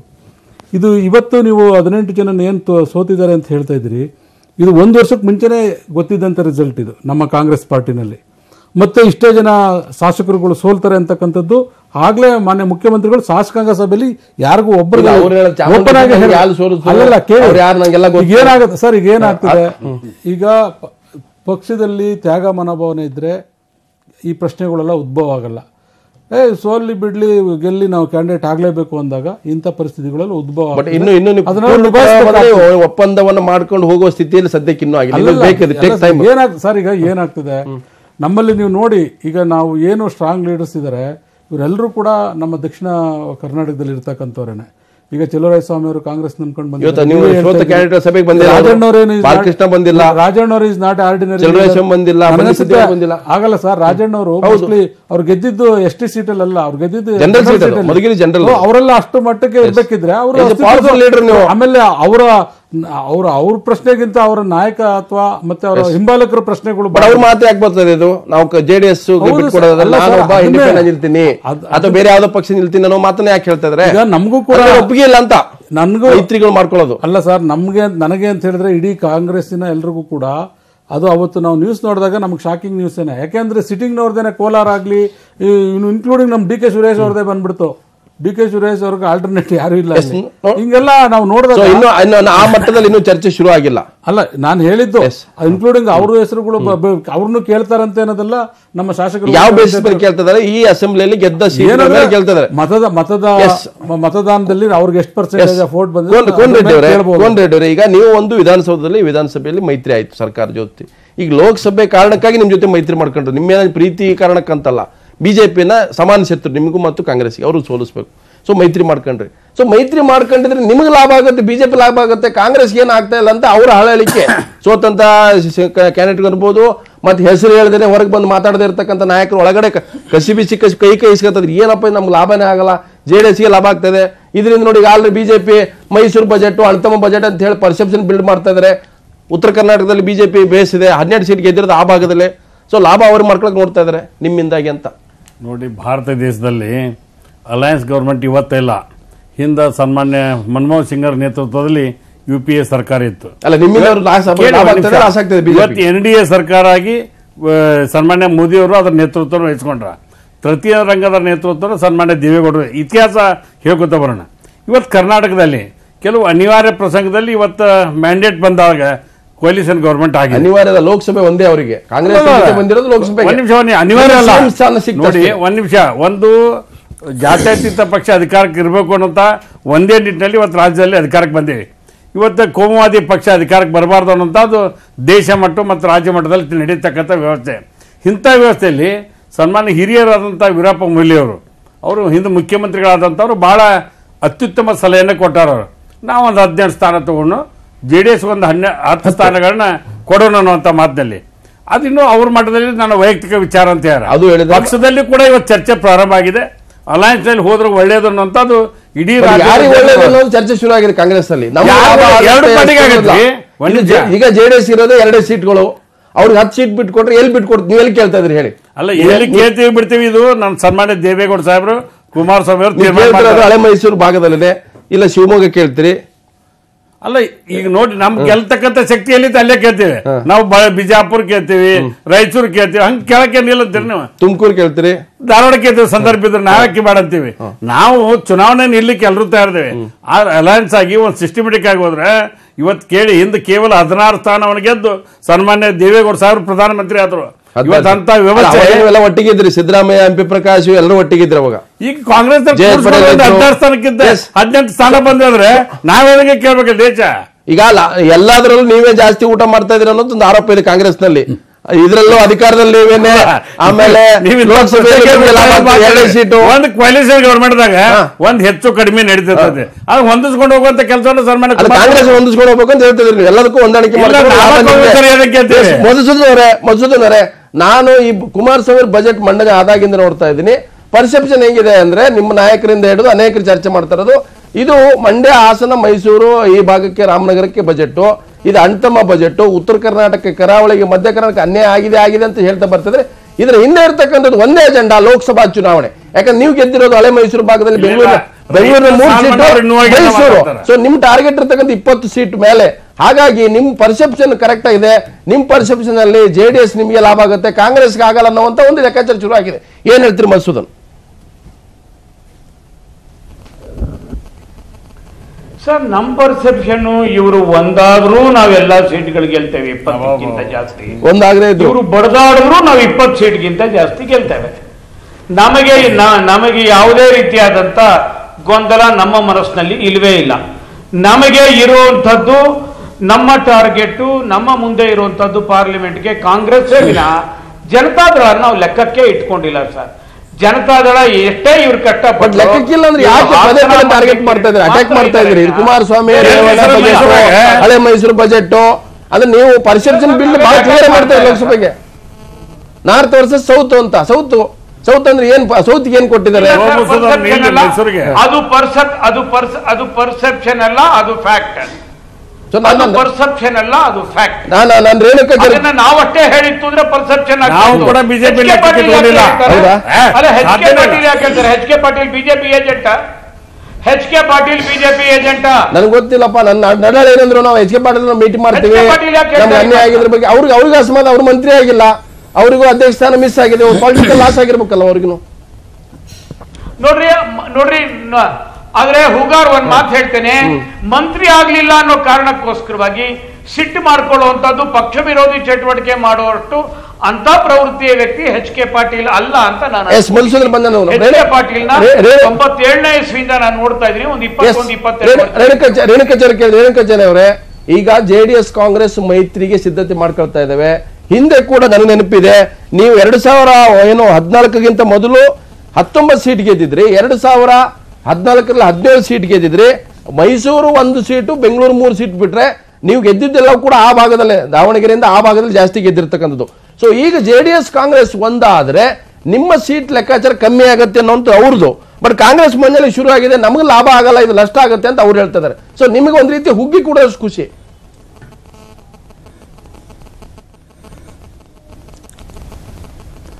ಈಗ ಕಾಂಗ್ರೆಸ್ ಮತ್ತು JDS ನವರು ವಿಧಾನಸಭೆ ಚುನಾವಣೆ ಮುನ್ನ ಮೈತ್ರಿ ಮಾಡಿಕೊಂಡ್ರೆ ಅದು ಪವಿತ್ರ ಮೈತ್ರಿ ಆಗ್ತಿತ್ತು. ಚುನಾವಣೆ ನಂತರ ಅನಿವಾರ್ಯವಾಗಿ ಅವರು ಕಾಂಗ್ರೆಸ್ನ ಮುಖಂಡರು ಹೇಳ್ತಾರೆ, JDS ಮುಖಂಡರು ಹೇಳ್ತಾರೆ, ನಮಗೆ ಈ ಮೈತ್ರಿಕೂಟ ಅನಿವಾರ್ಯ, ಭಾರತೀಯ ಜನತಾ ಪಾರ್ಟಿಯನ್ನ ಹೊರಗಿಡೋದಕ್ಕೋಸ್ಕರ ನಾನು ಕೇಳಕ್ಕೆ ಇಚ್ಛೆ ಪಡ್ತೀನಿ ಕಾಂಗ್ರೆಸ್ನ ಮುಖಂಡರಿಗೆ, JDS ಮುಖಂಡರಿಗೆ, ನೋಡಿ ಇವತ್ತು ರಾಜ್ಯದ ಅಭಿವೃದ್ಧಿ ದೃಷ್ಟಿಯಿಂದ ನೀವು ಒಂದಾಗ್ತೀವಿ ಅಂತ ಹೇಳ್ಬೇಕಾಯ್ತು, ಅಥವಾ ರೈತರ ಹಿತ ದೃಷ್ಟಿಯಿಂದ ಒಂದಾಗ್ತೀವಿ ಅಂತ ಹೇಳ್ಬೇಕಾಯ್ತು. ಅದರ ಬದಲಾಗಿ ಬಿಜೆಪಿ ಹೊರಗಿಡೋಕ್ಕೋಸ್ಕರ ನಾವು ಒಂದಾಗಿದ್ದೀವಿ. ಯಾವ ನ್ಯಾಯಸ್ವಾಮಿ ಇದು? ನೀವು ರಾಜ್ಯಪಾಲರು ಭಾಷಣ ಮಾಡಿಸಿದ್ರಿ, ರಾಜ್ಯಪಾಲರ ಭಾಷಣದಲ್ಲಿ ಯಾವುದೇ ದೀರ್ಘಾವಧಿ ಯೋಜನೆಗಳ ಬಗ್ಗೆ ಅಲ್ಲಿ ಅದರಲ್ಲಿ ಇಲ್ಲ. ಅಥವಾ ಬಜೆಟ್ನಲ್ಲೂ ಸಹ ಇವತ್ತು ಸಾಕಷ್ಟು ಇಡೀ ರಾಜ್ಯಕ್ಕೆ ಅನ್ಯಾಯ ಆಗಿದೆ. ಕೇವಲ 4 ಜಿಲ್ಲೆಗಳು 37 ಶಾಸಕರು ಅಥವಾ JDS ಒಂದು ಬಜೆಟ್ ಮಾತ್ರ ಈಗಾಗಲೇ ಕಾಂಗ್ರೆಸ್ ನಲ್ಲಿ ಹಳೆ ಮೈಸೂರು ಭಾಗದ ಕಾಂಗ್ರೆಸ್ ಅವರು ಗೆದ್ದಿದ್ದಾರೆ, JDS ಮಾಡ್ತಾ ಇದ್ರೆ ಅಂದ್ರೆ ಇದು 4 ಜಿಲ್ಲೆ ಒಕ್ಕಲಿಗರ ಬೆಲ್ಟು JDS ಗೆದ್ದಿದ್ದು ಆ ಭಾಗದಲ್ಲೇ ಧರ್ಮಸೇನ ಅವರೇ. ಸೊ ಇದು ನೀವು ಪರ್ಸೆಪ್ಷನ್ ಒಂದು ಬಹಳ ಕ್ಲಿಯರ್ ಕಟ್ ಮಾಡ್ತೀವಿ. ಈ ಭಾಗಕ್ಕೆ ಅನ್ಯಾಯ ಆಗಿದೆ, ಕರಾವಳಿಗೆ ಅನ್ಯಾಯ ಆಗಿದೆ, ಹೈದರಾಬಾದ್ ಉತ್ತರ ಕರ್ನಾಟಕ ಅನ್ಯಾಯ ಆಗಿದೆ. ಮತ್ತೆ ಅಂದ್ರೆ ನಿಮ್ಮ ವೋಟ್ ಬ್ಯಾಂಕ್ ಅಲ್ಲಿರೋದು, ನೀವು ಗೆದ್ದಿರೋ ಸೀಟ್ ಅಲ್ಲಿ ಇದನ್ನ JDS ಮೇಲೆ ಅಟ್ಯಾಕ್ ಮಾಡೋದ್ರಿಂದ ಅದ್ರ ಲಾಭ JDSಗೂ ಆಗುತ್ತೆ. ಯಾಕಂದ್ರೆ ನಾವು ಜಾತಿ ಹೇಳ್ತಲ್ಲ, ನಾವು ಹೇಳ್ತಾ ಇದೀವಿ ನೋಡಿ, ನಾವು ಜಾತಿ ಹೇಳ್ತದಲ್ಲ. ಅಲ್ಲ, ಹಳೆ ಮೈಸೂರು ಭಾಗ ಅವ್ರು ಗೆದ್ದಿರೋದು ಒಕ್ಕಲಿಗರು ಬೇಸಿರ್ತಕ್ಕಂಥ ಏರಿಯಾದಲ್ಲಿ ಸೀಟ್ ಗೆದ್ದಿದ್ದಾರೆ. ಇಂಡೈರೆಕ್ಟ್ ಆಗಿ ನೀವು ಪರ್ಸೆಪ್ಷನ್ ಹಂಗೆ ಬಿಲ್ಡ್ ಮಾಡ್ತಾ ಇದ್ರಿ. ಹಾಗಾದ್ರೆ ಕಾಂಗ್ರೆಸ್ ಗೆದ್ದೇ ಇಲ್ವಾ ಅಲ್ಲಿ? ಬಿಜೆಪಿನ ಗೆದ್ದಿದೆ 10 ಸೀಟು, ಮೈಸೂರಲ್ಲಿ 3 ಸೀಟ್ ಗೆದ್ದಿದ್ದಾರೆ, ನಂಜನಗೂಡಲ್ಲಿ ಗೆದ್ದಿದ್ದಾರೆ, ಗುಂಡ್ಲುಪೇಟೆಯಲ್ಲಿ ಗೆದ್ದಿದ್ದಾರೆ, ಮೈಸೂರಲ್ಲಿ 2 ಸೀಟ್ ಗೆದ್ದಿದ್ದಾರೆ. ನಿಮ್ ಪಾರ್ಟಿ ಗೆದ್ದಿದ್ದಾರೆ, ನಿಮ್ಗೂ ಲಾಭ ಆಗುತ್ತೆ ಆ ಭಾಗದಲ್ಲಿ. ನಾವು ಹೇಳ್ತಾ ಇದೀವಿ, ಆ ಬಜೆಟ್ ಅನ್ನು ನೋಡಿದಾಗ ಹಾಸನ ಜಿಲ್ಲೆ, ರಾಮನಗರ, ಮಂಡ್ಯ, ಮೈಸೂರು ಈ ಜಿಲ್ಲೆ ಸೀಮಿತವಾಗಿ ಕೆಲವು ಯೋಜನೆಗಳನ್ನು ಘೋಷಣೆ ಮಾಡಿದ್ರೆ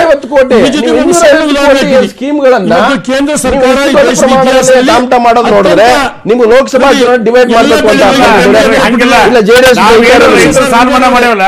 ಇಡೀ ರಾಜ್ಯ ಜನ ಇವತ್ತು ಒಳ್ಳೆ ಒಂದು ನಿಮಿಷ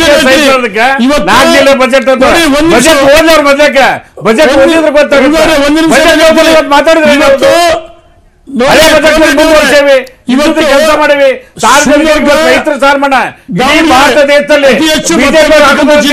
ನಾವು ಮಾಡಿ ತೋರಿಸಿಲ್ಲ. ಒಂದ್ ನಿಮಿಷ ತಡ್ರಿ ಕೋನ್ರೆಡ್ಡಿ ಅವರೇ, ಹೇಳಿ ಸರ್. ಶಿವಮೊಗ್ಗ ದಾವಣಗೆರೆ ಜಿಲ್ಲೆ ಅತಿ ಹೆಚ್ಚು ಭತ್ತ ಬೆಳಿತೀವಿ. ಅಲ್ಲಿ ಭದ್ರಾ ಡ್ಯಾಮ್ ಇದೆ, ಅಲ್ಲಿ ಅಚ್ಚುಕಟ್ಟು ಜಾಸ್ತಿ ಇದೆ, ಅಲ್ಲಿ ಭತ್ತ ಜಾಸ್ತಿ ಬೆಳಿತೀವಿ. ಇಲ್ಲೂ ತಾರತಮ್ಯ ಮಾಡಿದ್ರೆ ಹಾಸನ, ಮಂಡ್ಯ, ಮೈಸೂರು, ರಾಮನಗರ ಅಲ್ಲ ಸಾಲದ ಮೊತ್ತ ಕೇಂದ್ರ ಸರ್ಕಾರ ಘೋಷಣೆ ಮಾಡಿದ್ರೆ ಅಲ್ಲಿ ಖರೀದಿ ಮಾಡ್ತಿದ್ದಾರೆ. ಆದ್ರೆ ದಾವಣಗೆರೆ ಜಿಲ್ಲೆಗೆ ಮಾಡ್ತಾ ಇದ್ದೇವೆ ಮಾಡಿದ್ರೆ ಈ ಸಮಗ್ರ ಅಭಿವೃದ್ಧಿಗೆ ಚಿಂತನೆ ಇಲ್ಲ. ಕೇವಲ ತಾಲೂಕಿಗೆ ಮಾತ್ರ, ಕ್ಷೇತ್ರಕ್ಕೆ ಸೀಮಿತ. ನಾನು ಒಂದು ಮಾತನ್ನು ಹೇಳ್ತೀನಿ, ಲೋಕಸಭೆ ಚುನಾವಣೆಗೆ ಇದು ಕಾಂಗ್ರೆಸ್ಗೆ ಹೆಚ್ಚು ಎಷ್ಟು ದಿವಸ JDS ಜೊತೆಗೆ ಹೋಗ್ತಾರೆ, ಮಂಡಿ ಊರ್ತಾರೆ. ಕಾಂಗ್ರೆಸ್ ಬಿಜೆಪಿ ನಮ್ ಟಾರ್ಗೆಟ್ JDS ಹಳೆ ಮೈಸೂರು ಕರ್ನಾಟಕ ಬಜೆಟ್ ಕೊಟ್ಟಿದ್ದಾರೆ, ಕಾಂಗ್ರೆಸ್ ಸಫರ್ ಆಗ್ತದೆ ಅಂತ ವಿರೋಧಿಗಳು ಹೇಳ್ತಾರೆ.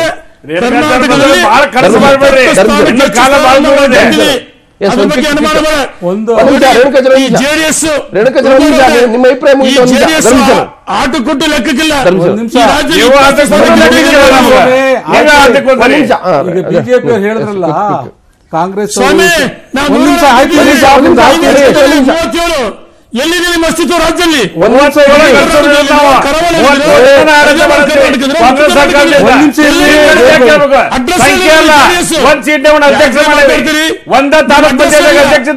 ಬೇರೆ ಪಾರ್ಟಿ ಅವ್ರು ಮಾಡಿಲ್ವಾ? ಪ್ರಜಾಪ್ರಭುತ್ವ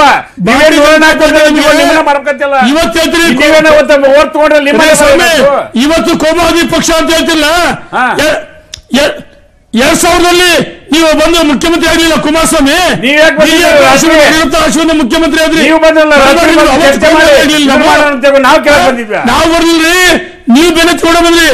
ಸಿದ್ದರಾಮಯ್ಯ ಧರ್ಮಸಿಂಗ್ ನಮ್ಮ ಹತ್ರ ನಾವೇ ನಿಮ್ಮ ಮನೆ ಬಾಗಿಲು ಬರಲಿಲ್ಲ.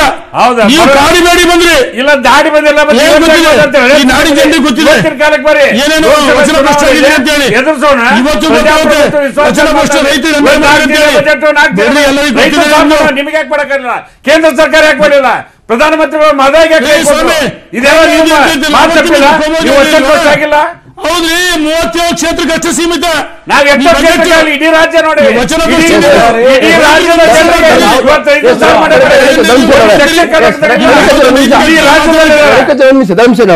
ಧರ್ಮಶನವರೇ ಇಲ್ಲಿ ಕ್ಲಿಯರ್ ಇದೆ ನೋಡಿ. ಅವ್ರು ಪದೇ ಪದೇ ಬಿಜೆಪಿ ಆರಂಭದಿಂದ ಹೇಳ್ತಾ ಇದೆ ನೋಡಿ, 37 ಕ್ಷೇತ್ರ ಗೆದ್ದಂತ JDS ತನ್ನ ವೋಟ್ ಬ್ಯಾಂಕ್ ಅನ್ನ ಗಟ್ಟಿ ಮಾಡ್ಕೊಳ್ಳಕ್ಕೆ ಬಜೆಟ್ ನಲ್ಲಿ ಅನುಕೂಲ ಮಾಡಿದೆ. ಅವ್ರ ಕ್ಷೇತ್ರಗಳಿಗೆ ಯೋಜನೆಗಳು ಘೋಷಣೆ ಮಾಡಿದೆ. JDS ಹೇಳ್ತಾರೆ ನೋಡ್ರಿ, ಒಂದು 50-30 ಕೋಟಿ ತಗೊಂಡ್ರೆ ಇವ್ರಿಗೆ ಏನು ತೊಂದರೆ, ನಾವು ಉತ್ತರ ಕನ್ನಡ ಅನೇಕ ಯೋಜನೆ ಕೊಟ್ಟಿದ್ದೀವಿ. ಆದ್ರೆ ಪರ್ಸೆಪ್ಷನ್ ಬಿಲ್ಡ್ ಆಗ್ತದೆ. ಆದ್ರೆ ಇದರಲ್ಲಿ ಇಬ್ಬರ ಮಧ್ಯೆ ಫೈಟ್ ನಲ್ಲಿ ಕಾಂಗ್ರೆಸ್ ಬಡವಾಗುತ್ತೆ ಅನ್ನುವಂಥದ್ದು ನಿಮ್ಮ ನಾಯಕರುಗಳ, ಕಾರ್ಯಕರ್ತರು ಮತ್ತು ಮುಖಂಡರ ಅಭಿಪ್ರಾಯಗಳು. ಇವತ್ತು ತಳನ್ ಸಭೆಗಳಲ್ಲಿ ಅವ್ರು ಓಪನ್ ಒಳಗೆ ಹೇಳಿರ್ತಕ್ಕಂಥದ್ದು ಅದು ಆನ್ ರೆಕಾರ್ಡ್ ಅಲ್ಲ. ಅವ್ರ ಆತಂಕ ಇರ್ತಕ್ಕಂಥದ್ದು ನಾವು ಸರ್ಕಾರ ಮಾಡ್ಕೊಂಡು ಅವರಿಗೆ ಲೋಕಸಭಾ ಚುನಾವಣೆಗೆ ಹೋದ್ರೆ ಲಾಭ ಅವರಿಗೆ. ಬಿಜೆಪಿ ನೇರವಾಗಿ ಕಾಂಗ್ರೆಸ್ ಮೇಲೆ ಅಟ್ಯಾಕ್ ಮಾಡ್ತಾ ಇಲ್ಲ, JDS ಮೇಲೆ ಮಾಡ್ತಾ ಇದೆ. ಇದು ಒಕ್ಕಲಿಗರು ಬೇಸಿರ್ತಕ್ಕಂಥ JDS ಆ ಭಾಗದ ಹೆಚ್ಚಿನ ಸೀಟ್ ಗೆದ್ದಿದೆ. ಹಳೆ ಮೈಸೂರಲ್ಲಿ ಇದು ಬಜೆಟ್ ಅಣ್ತಮ್ಮ ಬಜೆಟ್ ಅಂತ ಹೇಳ್ತಾ ಇರೋದ್ರ ಹಿಂದ್ಗಡೆ ಇರ್ತಕ್ಕಂಥದ್ದು ಲೋಕಸಭಾ ಚುನಾವಣೆ ಟಾರ್ಗೆಟ್ ನೋಡಿ. ಇಂದಿನ ಚುನಾವಣೆಯಲ್ಲಿ 100ಕ್ಕೆ 100 ಭಾಗ ಕಾಂಗ್ರೆಸ್ ಸರ್ಕಾರ ಬರಬೇಕಾಗಿತ್ತು. ಕೆಲವು ನಮ್ದು ತಪ್ಪಿದೆ, ನಾವೇನು ಅವ್ರದ್ದು ನಾವು JDS BJP ಮೇಲೆ ನಾನು ಹೇಳಕ್ ಹೋಗಲ್ಲ. ನಮ್ಮ ಕೆಲವು ಪಕ್ಷದ ಆಂತರಿಕವಾಗಿ ನಾವು ಸೋಲ್ತಕ್ಕಂಥ ವಿಚಾರ ಬಂತು. ಮೊನ್ನೆ ರೇಣುಕಾಚಾರ್ಯ ಅವರಿಗೆ ಮಾತಾಡ್ತಾ ಹೇಳಿದ್ರು, ನಿಮ್ಮನ್ನ ದೂರ ಇಡ್ತೀವಿ, ಬಿಜೆಪಿ ದೂರ ಇಡ್ತೀವಿ ಅಂತ. ಅಲ್ಲ ಸ್ವಾಮಿ, ಇಬ್ರು ಮೈತ್ರಿ ಒಂದ್ ನಿಮಿಷ ಕೇಳಿ. ಅವ್ರು ಯಾರಾದ್ರೂ ಹೇಳಿ, ಕಾಂಗ್ರೆಸ್ ಹೇಳಿ, JDS ಹೇಳಿ, ನಾವು ಒಟ್ಟಿಗಿದ್ದೀವಿ. ಈಗ ನಾನೊಂದು ಮಾತು ಹೇಳ್ತೀನಿ, ನಿಮ್ಗೆ ಬೆಂಗಳೂರು ಅಧಿಕಾರ ಕೊಟ್ವಲ್ಲ ಸ್ವಾಮಿ, ಬೆಂಗಳೂರು ಜನ ಅಲ್ಲ ಕೊಟ್ಟರು. ನೀವೇನ್ ಮಾಡಿದ್ರಿ? ಎಲ್ಲ ಬಿಲ್ಡಿಂಗ್ಗಳ ಮೇಲೆ ಸಾಲ ಮಾಡಿದ್ರಿ. ನಿಮ್ಗೊಂದು ಬೆಂಗಳೂರು ಕಾರ್ಪೊರೇಷನ್ ನಡ್ಸಕ್ ಬರಲ್ಲ. ನಿಮ್ಗೆ ಮಾರ್ಕೆಟ್ ಇಟ್ರಿ, ಯುಟಿಲಿಟಿ ಬಿಲ್ಡಿಂಗ್ ಇಟ್ರಿ, ಯಾವುದಾದ್ರು ಎಲ್ಲ ಸಾರ್ವಜನಿಕ ಸೊತ್ತುಗಳನ್ನೆಲ್ಲ ತಗೊಂಡೋಗಿ ಅಡ ಇಟ್ಬಿಟ್ರಿ. ತಿರ್ಗಾ ನೋಡಿದ್ರೆ ಬಾಯಿಗೆ ಬಂದಂಗೆ ಬಡ್ಕತ್ತೀರಿ. ಈಗ ನಾವು ಹೇಳೋದು ಏನು, ನಿಮ್ಮನ್ನ ಯಾತಿಗೆ ದೂರ ಇಡ್ತೀವಿ ಅಂತ ಹೇಳಿದ್ರೆ, ಈಗ ನಿಮ್ಗೆ ಒಂದು ಕಳೆದ ನಿಮ್ಮ ಅಧಿಕಾರಾವಧಿನಲ್ಲಿ ಎಷ್ಟು ಅನಾಚಾರಗಳು ಮಾಡಿದ್ರಿ ವಿಧಾನಮಂಡಲದಲ್ಲಿ. ಅಲ್ಲಿ ಬ್ಲೂ ಫಿಲಿಂ ನೋಡಿದ್ರಿ, ಮಾಡಬಾರ್ದು ಮಾಡಿದ್ರಿ, ಯಾತಿಕ್ ನಾವು ನಿಮ್ಮನ್ನ ಟಾರ್ಗೆಟ್ ಹೇಳಿ ಸರ್, ನಾವು ಯಾತಿಕ್ ನಿಮ್ಮನ್ನ ಟಾರ್ಗೆಟ್ ಲಾಭ ಆಗುತ್ತೆ ನಷ್ಟ ಆಗುತ್ತೆ ಹೇಳಿ. ನಿಮ್ಮನ್ನ ಯಾಕೆ ಬಿಜೆಪಿ ಅವ್ರನ್ನ ದೂರ ಇಡ್ತೀವಿ ಅಂದ್ರೆ, ಇದೆಲ್ಲ ಜನಸಾಮಾನ್ಯರಿಗೆ ಆಗಿರ್ತಕ್ಕಂಥ ಅವಮಾನ, ಈ ರಾಜ್ಯಕ್ಕೆ ಆಗಿರ್ತಕ್ಕಂಥ ಅವಮಾನ. ಅದಕ್ಕೆ ನಿಮ್ಮನ್ನ ದೂರ ಇಡ್ತೀವಿ ಅನ್ನೋದನ್ನ ನಾವು ಹೇಳ್ತಕ್ಕಂಥದ್ದು ಪದೇ ಪದೇ. ನಿಮ್ಗೆ ಟೆನ್ಷನ್ ಇಲ್ಲ ನಿಮ್ಗೆ? ಯಾಕೆ ನಮ್ಗೆ ಟೆನ್ಷನ್? ಇವತ್ತು 38% ಜನ ನಮ್ಗೆ ಓಟ್ ಹಾಕಿದ್ದಾರೆ ರಾಜ್ಯದಲ್ಲಿ. ಬಿಜೆಪಿ JDS ಕಾಂಗ್ರೆಸ್ ಸೇರಿದ್ರೆ ಇನ್ನೂ ಜಾಸ್ತಿಗೆ ಹೋಗ್ತೀವಿ. ನಿಮ್ ಲೋಕಸಭೆ ಚುನಾವಣೆಯಲ್ಲಿ ಓಟ್ಗಳ ಪ್ರಮಾಣ ಕೂಡ ನೋಡಿದ್ರೆ ಗೊತ್ತಾಗುತ್ತೆ ಯಾವ ತರ ನೀವು. ದಿನೇಶ್ ಗುಂಡೂರಾವ್ ಚಾಲೆಂಜ್ ಆಗುತ್ತೆ, ಯಾಕಂದ್ರೆ ಹೊಸ ಅಧ್ಯಕ್ಷರು ಈ ಲೋಕಸಭಾ ಚುನಾವಣೆ ಮೊದಲ ಚಾಲೆಂಜ್ ಆಗುತ್ತೆ. ಅಲ್ಲಿರ್ತಕ್ಕಂಥ ಬಹಳ ಹಳಬರು ಅಧ್ಯಕ್ಷರಾಗಿದ್ದವರು ಹೊಸದಾಗಿ ಯುವಕರನ್ನು ಕೊಟ್ಟಿದ್ದಾರೆ. ನಾನು ಯುವಕ ಅಲ್ಲ, ಅನುಭವದಲ್ಲಿ ಹಿರಿಯ, ಆದ್ರೆ ವಯಸ್ಸಲ್ಲಿ ನಾನು ಕಿರಿಯ ಅಂತ ಹೇಳಿದ್ದಾರೆ. JDS ಕಾಂಗ್ರೆಸ್ ಮೈತ್ರಿ ಆಗುತ್ತಾ? ನಾನು ಕೋನ್ರೆಡ್ಡಿ ಅವರೇ, 2014 ಪಾರ್ಲಿಮೆಂಟ್ ಎಲೆಕ್ಷನ್ ನಂತರ ವೋಟ್ ಸೇರಿದೆ. ಕಾಂಗ್ರೆಸ್ 40.8% ತಗೊಂಡು, ಬಿಜೆಪಿ 43%. ಅಂದ್ರೆ 2019 ಲೋಕಸಭಾ ಚುನಾವಣೆಗಿಂತ ಬಿಜೆಪಿ 1.5% ಜಾಸ್ತಿ ವೋಟ್ ತಗೊಂಡಿದೆ. ಸೊ ಇಲ್ಲಿ JDS ಕಳೆದ 2014 ತಗೊಂಡಿದ್ದು 11%. ಮಂಡ್ಯ, ಹಾಸನ, ಮೈಸೂರು ಈ ಭಾಗದಲ್ಲಿ ವೋಟ್ ಜಾಸ್ತಿ ತಗೊಂಡಿದ್ದು, ಅಂದ್ರೆ ಚಿಕ್ಕಬಳ್ಳಾಪುರ, ಕೋಲಾರ ಭಾಗದಲ್ಲಿ. ಸೊ ಪ್ಯಾನ್ ಆಫ್ ಕರ್ನಾಟಕ ಅಂತ ನೋಡ್ರೆ ನೀವು ಅಸೆಂಬ್ಲಿಯಲ್ಲಿ ಅಲ್ಲೆಲ್ಲ ಸೀಟ್ ಗೆದ್ಕೊಂಡಿರ್ಬೋದು, ಇಲ್ಲ ಅಂತ ಹೇಳ್ತಾ ಇಲ್ಲ. ಅದು ಓಟು ಬಂದಿದೆ ನಿಮಗೆ ಪಾರ್ಲಿಮೆಂಟ್ ಅಲ್ಲೇ 60,000, 1 ಲಕ್ಷ. ಬಿಜಾಪುರದಲ್ಲಿ ಒಳ್ಳೆ ಓಟ್ ಬಂದಿದೆ, ಇಲ್ಲ ಅಂದ್ರೆ ರಾಯಚೂರಲ್ಲಿ ಬಂದಿದೆ, ಚಿಕ್ಕಬಳ್ಳಾಪುರದಲ್ಲಿ ಬಂದಿಲ್ಲ ಅಂತಲ್ಲ. ಆದರೆ ಈಗ ಕಾಂಗ್ರೆಸ್ನ ಜೊತೆ ಮೈತ್ರಿ ಆಗೋದ್ರಿಂದ ಬಿಜೆಪಿ ಪರ್ಸೆಪ್ಷನ್ ಅಲ್ಲಿ ಅವ್ರಿಗೆ ಪ್ಲಸ್ ಪಾಯಿಂಟ್ ಆಗುತ್ತೆ ಅಂತ. ಪಾರ್ಲಿಮೆಂಟ್ ವೋಟ್ ಶೇರ್ ಬೇರೆ, ಅಸೆಂಬ್ಲಿ ನೀವು 41 ಕಾಂಗ್ರೆಸ್ 41% ತಗೊಂಡರು. ನೆಕ್ಸ್ಟ್ ನೀವು ಪಾರ್ಲಿಮೆಂಟ್ ಅಲ್ಲಿ ಬಂದಾಗ 38ಕ್ಕೆ ಬಂದಿದ್ರಿ. ಈಗ ಅಂದ್ರೆ ನೀವು ಕಳೆದ ಬಾರಿ ಕಂಪೇರ್ ಮಾಡಿದ್ರೆ 1.4% ಜಾಸ್ತಿನೇ, ಅಂದ್ರೆ 38%. 2013ಗಿಂತ ಜಾಸ್ತಿ ಪರ್ಸೆಂಟೇಜ್ ವೋಟ್ ಬಂದಿದೆ, ಆದ್ರೆ ಸೀಟ್ ಕಮ್ಮಿ ಆಗಿದೆ. ಈ ಹೇಗಾಗಿದೆ ಅಂದ್ರೆ, ಇದು ವಾಜಪೇಯಿ ಸಾಹೇಬ್ರಿದ್ದಾಗ ಒಂದು ದೊಡ್ಡ ಗಾಳಿ ಬೀಸ್ಬಿಡ್ತು ಬಿಜೆಪಿ ಪರವಾಗಿ. ನೆಕ್ಸ್ಟ್ ಎಲೆಕ್ಷನ್ದಾಗ ಮೋದಿ ಅವ್ರ ಗಾಳಿ ಬೀಸ್ತು. ಒಟ್ಟಿನ ಮೇಲೆ ಬಿಜೆಪಿಗೆ ಪ್ಲಸ್ ಆಯ್ತು. ಇವತ್ತು ಎರಡು ಪಾರ್ಟಿ ನಾವು ಅಲಯನ್ಸ್ ಆದ ನಂತರ ಮೋದಿ ಅವರ ಆಡಳಿತ ವಿರೋಧಿ ಅಲೆ ಇವತ್ತು ಇಡೀ ದೇಶದಲ್ಲಿ ಎಲ್ಲರೂ ಮಾತಾಡತ್ತಾರೆ. ಅದು ನೋಟ್ ಬ್ಯಾನ್ ಇರ್ಬೋದು, GST ಇರ್ಬೋದು, ಸಾಕಷ್ಟು ರಾಜ್ಯಕ್ಕೆ ಏನು ಅನುದಾನ ಏನು ಕರ್ನಾಟಕ ಬಗ್ಗೆ ಇಡೀ ರಾಜ್ಯ ಜನ ಮಾತಾಡ್ತಾರೆ. ವೋಟ್ ಟ್ರಾನ್ಸ್ಫರ್ ಆಗುತ್ತೆ ಎರಡು ಪಾರ್ಟಿಯಿಂದ. ಸರ್ ಇವತ್ತು ನಂದೊಂದು ಪ್ರಶ್ನೆ, ಇವ್ರು ವೋಟ್ ಟ್ರಾನ್ಸ್ಫರ್ ಆಗಿದ್ರೆ ಮೋದಿ ಅವ್ರನ್ನ ಅಮಿತ್ ಶಾ ನೋಡಿ ಈಗಲೇ ಕರ್ನಾಟಕದಲ್ಲಿ ಸರ್ಕಾರ ಬರ್ಬೇಕಿತ್ತಲ್ಲ, ಎಲ್ಲಿ ಬಂತು ಇವರು? ಸೊ ನೀವು ಈಗಲೇ ಬಂದಿಲ್ವಲ್ಲ ಇನ್ನು ಪಾರ್ಲಿಮೆಂಟ್ ಬೇರೆ, ಅಸೆಂಬ್ಲಿ ಬೇರೆ, ಅಸೆಂಬ್ಲಿ ಫ್ಯಾಕ್ಟರ್ ಬೇರೆ. ಇಲ್ಲಿ ಕುಮಾರಸ್ವಾಮಿ ಫ್ಯಾಕ್ಟರ್, ಸಿದ್ದರಾಮಯ್ಯ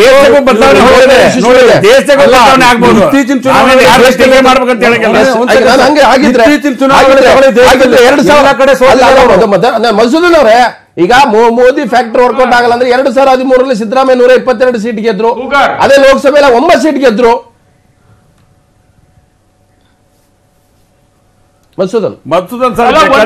ಅರ್ಥ ಮಾಡ್ಕೋಬೇಕಾದ್ದು, ಯಾವತ್ತೂ ಸಹ ನಾವು 40ರಲ್ಲಿದ್ದಾಗ, 38ರಲ್ಲಿದ್ದಾಗ, 45ರಲ್ಲಿದ್ದಾಗ, 89ರಲ್ಲಿದ್ದಾಗ ನಾವು ಲಗಾತಾರ್ 12 ಸೀಟು, 16 ಸೀಟು, 18 ಸೀಟು ಪಾರ್ಲಿಮೆಂಟ್ ಗೆದ್ಕೊಂಡ್ ಬಂದಿದ್ದೀವಿ. ಕಳೆದ ಬಾರಿ ನಾವು 40 ಗೆದ್ದಿದ್ದು ಕಳೆದ ಬಾರಿ ಅಸೆಂಬ್ಲಿ ಸೆಗ್ಮೆಂಟ್ ಅಲ್ಲಿ. ಆಮೇಲೆ ನಮಗೆ ಕೆಜೆಪಿ ಸೇರ್ಕೊಂಡ ಮೇಲಿಂದ ನಮಗೆ ವಿರೋಧ ಪಕ್ಷ ಸ್ಥಾನ ಬಂದಿದ್ದು, ನೆನ್ಪಿಟ್ಕೋಬೇಕು ನಾವು. ಜೆಡಿಎಸ್ ವಿರೋಧ ಪಕ್ಷ ಆದ್ರೂ ಸಹ ನಾವು ಕಳೆದ ಬಾರಿ 17 ಸೀಟ್ ಗೆದ್ದಿದ್ದೀವಿ ಪಾರ್ಲಿಮೆಂಟ್ಗೆ. ಅದು ಯಾರ್ಯಾರ್ದೋ ಹವಾ ಅಂತ ಅಲ್ಲ ನಾನು ಹೇಳ್ತಾ ಇರೋದು. ಮೋದಿ ಹವಾ ಇವತ್ತು ಇದೆ, ಕಾಂಗ್ರೆಸ್ ವಿರೋಧಿ ಹವಾ ಇವತ್ತು ಇದೆ. ಅದಕ್ಕೆ ಮೈತ್ರಿ ಮಾಡ್ಕೊಂಡಿದ್ದಾರೆ. ಥರ್ಡ್ ಫ್ರಂಟ್ಗೆ ಈಗಿನ್ನು ಕೋನ್ ರೆಡ್ಡಿ ಅವರು ಹೇಳ್ತಾರೆ ನಮ್ಮ ದೇವೇಗೌಡರು ನಾಯಕರು ಅಂತ. ದೇವೇಗೌಡರು ಯಾರು ಒಪ್ಪಲ್ಲ ಉತ್ತರ ಭಾರತದಲ್ಲಿ. ನಿಮ್ಮನ್ನು ಮಾತ್ರ ಹೋಗ್ತಾರೆ ರೇ. ಕರ್ನಾಟಕದಿಂದ ಏಕೈಕ ಪ್ರಧಾನಮಂತ್ರಿ ಆದವರು, ಅವ್ರ ಬಗ್ಗೆ ಗೌರವ ಮನ್ಸೂದನ್ ಸರ್ ನೀವು ಟೀಕೆ ಮಾಡಬೇಡಿ ದಯವಿಟ್ಟು ಹೇಳ್ಬಿಡ್ತೀವಿ. ಕರ್ನಾಟಕದಿಂದ ಏಕೈಕ ಕನ್ನಡ ಪ್ರಧಾನಮಂತ್ರಿ ಆದಂತವ್ರು, ಅವನ ಒಪ್ಪದಲ್ಲ, ದೇಶ ಒಪ್ಪೇ ಪ್ರಧಾನಮಂತ್ರಿ ಮಾಡಿದೆ. ಈ ದೇಶದ ಬಗ್ಗೆ ರೈತರ ಬಗ್ಗೆ ಚಿಂತೆ ಮಾಡಿದಂತ ಏಕೈಕ ನಾಯಕ ಅಲ್ಲ. ಅದು ರಾಮಕೃಷ್ಣ ಹೆಗಡೆ ಅವರ ಕೃಪೆ ಇವರಾಗಿದ್ದು ನೆನ್ಪಿಟ್ಕೊಳ್ಳಿ. ಇಲ್ಲಿ ನಾವು ಹೆಗಡೆ ಸಾಹೇಬ್ರ ಆಶೀರ್ವಾದ ಅಂತೇವೆ, ಪಟೇಲ್ ಅಂತೇವೆ, ಎಲ್ಲಾರು ಅಂತೇವೆ.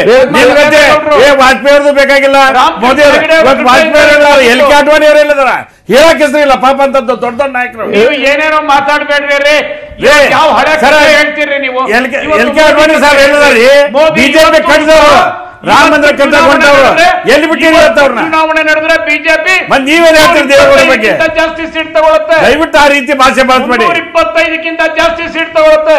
ನೋಡಿ ಸರ ಲೋಕಸಭಾ ಎಲೆಕ್ಷನ್ ಅಲೈನ್ಸ್ ಮಾಡಿ ಹೊಡೆಯಲ್ಲ. ಎಲ್ಲಿ ಒಂದ್ ಸೀಟು ಗೆಲ್ತಿಲ್ಲ, ಅದೆಲ್ಲಿ ಗೆದ್ಬಿಡ್ತಾರೆ. 12 ಸೀಟ್ ಗೆದ್ದಿಲ್ಲ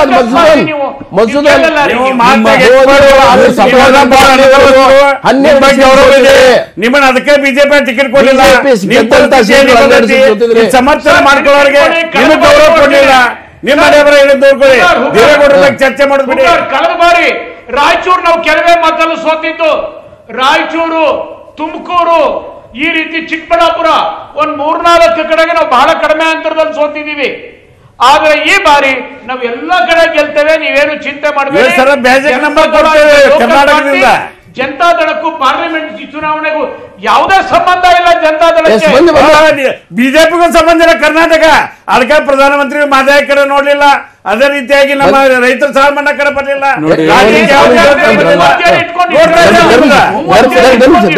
ಮಾತಾಡಬಾರ್ದು. ಒಂದು ಲಾಟ್ರಿ ಅಲ್ಲ, ಒಂದು ಲಾಟ್ರಿ ಟಿಕೆಟ್ ಹೊಡೆದಾಗ ನಿಮ್ಗೆ ಸಿಎಂ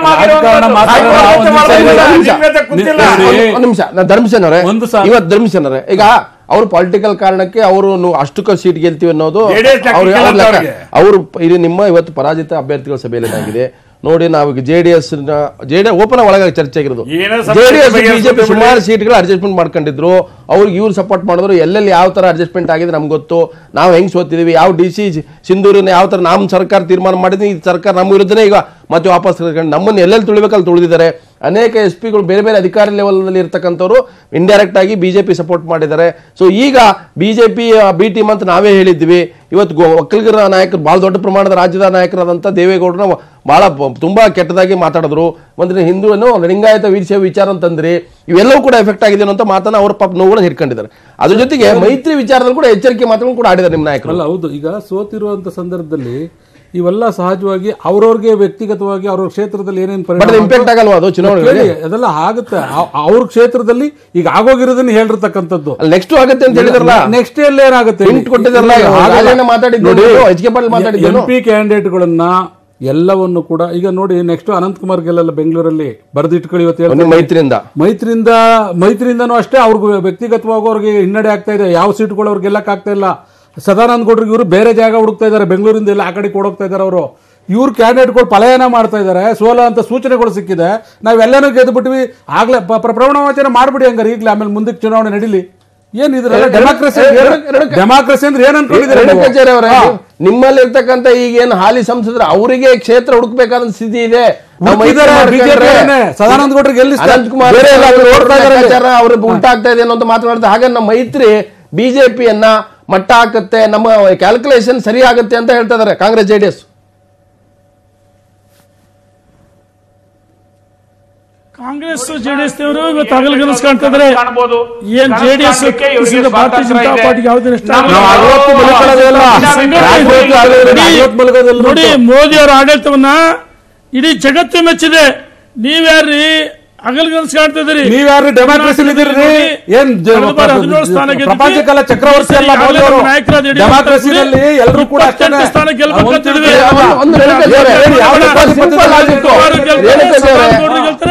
ನಮ್ಮೆಲ್ಲ ನಾಯಕರು ಗೆಲ್ತಾರೆ. ಮೈಸೂರಿನಲ್ಲಿ ಕಳೆದ ಬಾರಿ ಮೈಸೂರಿನಲ್ಲಿ ಜೆಡಿಎಸ್ ಬಿಜೆಪಿ ಇಂಡೈರೆಕ್ಟ್ ಸಪೋರ್ಟ್ ಮಾಡಿದ್ದಕ್ಕೆ ಗೆದ್ದಿದೆ ಅನ್ನುವಂತ ನೇರವಾದ ಮಾತಿದೆ. ಓಪನ್ ಆಗಿ ಎಲ್ಲರಿಗೂ ಹೇಳ್ತಾರೆ. ಜೆಡಿಎಸ್ ಸಪೋರ್ಟ್ ಇಂದ ಮೈಸೂರು ಬಿಜೆಪಿ ಗೆಲ್ತು. ಈ ಬಾರಿ ಅಲ್ಲಿ ಜೆಡಿಎಸ್ ಕಾಂಗ್ರೆಸ್ ಮೈತ್ರಿ ಕ್ಯಾಂಡಿಡೇಟ್ ಆಗಿದ್ರೆ ಬಿಜೆಪಿ ಕಷ್ಟ ಆಗುತ್ತೆ. ಕಳೆದ ಬಾರಿ ಹುಗಾರ್ ಕಳೆದ ಬಾರಿ ಮೈಸೂರು ಪಾರ್ಲಿಮೆಂಟ್ ಅಲ್ಲಿ ನಮಗೆ ಬರೀ ಸೋಮವಾರಪೇಟೆ ಮತ್ತು ವಿರಾಜಪೇಟೆ ಮಾತ್ರನೇ ಇದ್ದಿದ್ದು. ಈ ಸರಿ ಮೈಸೂರು ಸಿಟಿನಲ್ಲಿ 2 ಸೀಟ್ ಗೆದ್ದಿದ್ದೀವಿ. ನಾವೀಗ 8ರಲ್ಲಿ 4 ಸೀಟ್ಗಳನ್ನ ಗೆದ್ದಿದ್ದೇವೆ. ಅದು ತಪ್ಪೇನಾಗಲ್ಲ ನಿಮಗೆ.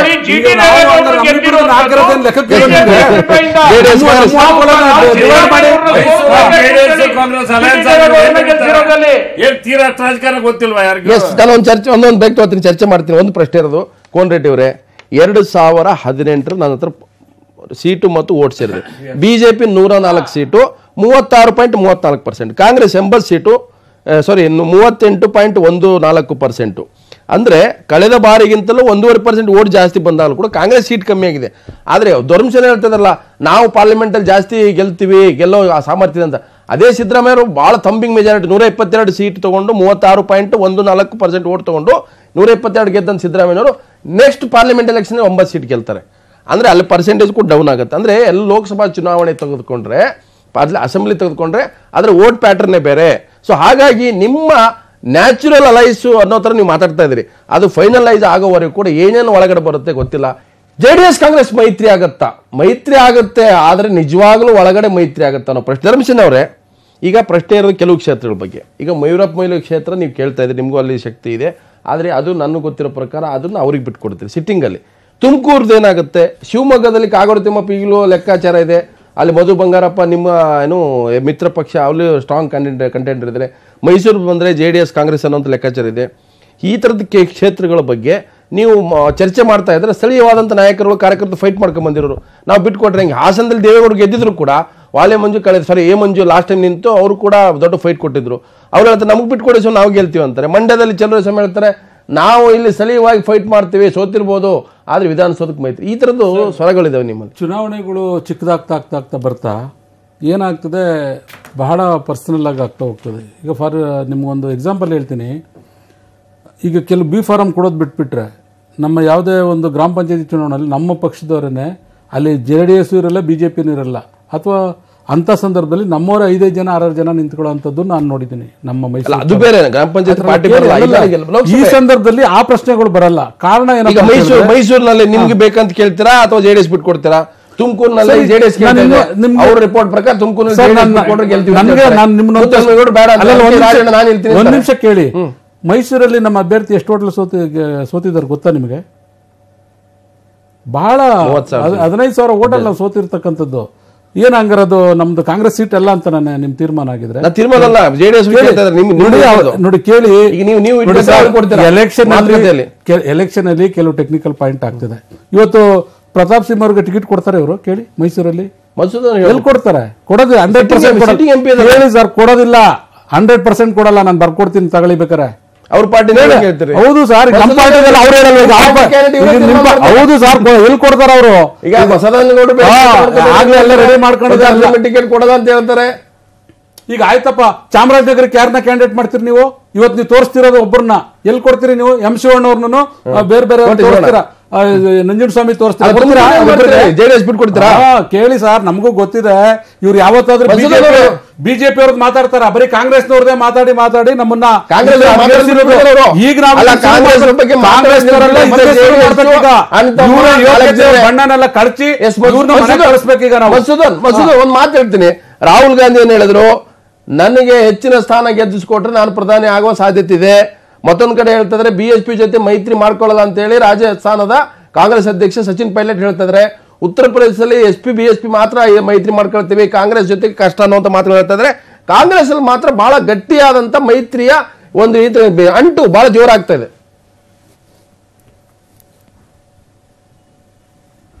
ನೋಡಿ, ಕಾಂಗ್ರೆಸ್ನವರ ಅನಿವಾರ್ಯತೆ ಇದೆ. ಕಾಂಗ್ರೆಸ್ನವ್ರಿಗೆ ಮೊದಲನೇದಾಗಿ ಥರ್ಡ್ ಫ್ರಂಟ್ ಬೇಕಾಗಿಲ್ಲ. ಕಾಂಗ್ರೆಸ್ನವ್ರಿಗೆ ಬೇಕಾಗಿರೋದು UPA. ಸನ್ಮಾನ್ಯ ದೇವೇಗೌಡರು ಮೂಗಿನ ತುದಿಗೆ ಬೆಣ್ಣೆ ಹಚ್ಚಿರೋದು ಅದನ್ನೇ. ನಾನು ಥರ್ಡ್ ಫ್ರಂಟು ಅಂತ ಹೇಳ್ತಾ ಇರ್ತೀನಿ, ಫ್ರಂಟು ಇಲ್ಲ ಬ್ಯಾಕು ಇಲ್ಲ. ಆಮೇಲೆ UPA ಎಲ್ಲರನ್ನು ಕರ್ಕೊಂಡ್ ಬರ್ತೀನಿ ಅಂತ ಹೇಳಿರೋದಕ್ಕೋಸ್ಕರನೇ ಇಲ್ಲಿ ನಡೆದಿರುವಂತದ್ದು ಇದು. ಈಗ ನಡೆದಿರುವಂತದ್ದು ಈಗ ಥರ್ಡ್ ಫ್ರಂಟ್ UPA ಅದು ಮೊದಲು ಕಾಂಗ್ರೆಸ್ ಅವ್ರು ತೀರ್ಮಾನ ಮಾಡ್ಕೋಬೇಕು. ಅಥವಾ ಥರ್ಡ್ ಫ್ರಂಟ್ UPA ಬಿಜೆಪಿ ಮೂರು ಆಗುತ್ತಾ, ಇದ್ರ ಬಗ್ಗೆ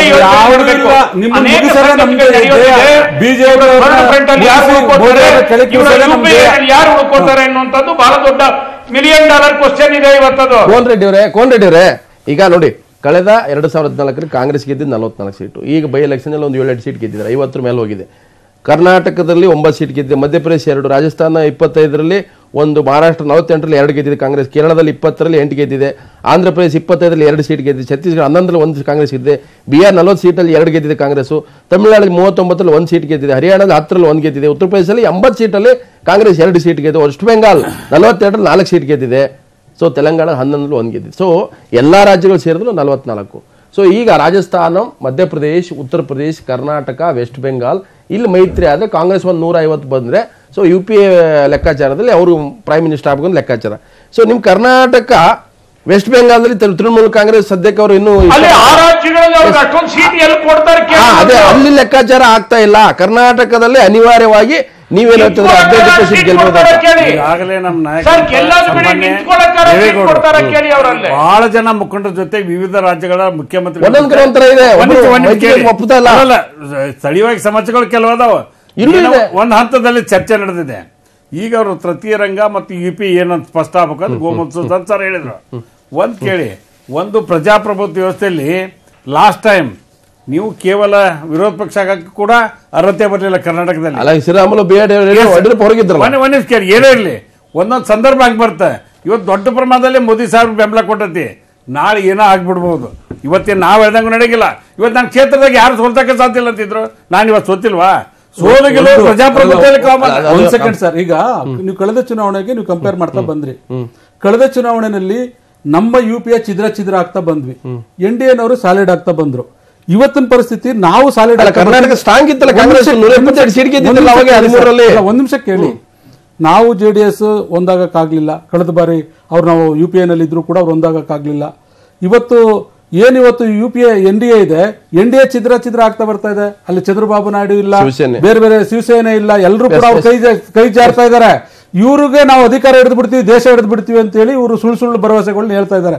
ಇದು ನಾನು ಒಂದು ಹೇಳ್ತಾ ಇದ್ದೀನಿ, ನಮ್ಮ ಕಾಂಗ್ರೆಸ್ ಅಲ್ಲಿ ಮೊದಲನೇದಾಗಿ ಮೋದಿ ಅವ್ರನ್ನ ಕೆಳಗಡೆ ಇಳಿಸಬೇಕು, ಬಿಜೆಪಿಯನ್ನ ಈ ದೇಶದಿಂದ ನಮ್ದು ಮೊದಲನೇ ಅಜೆಂಡಾ.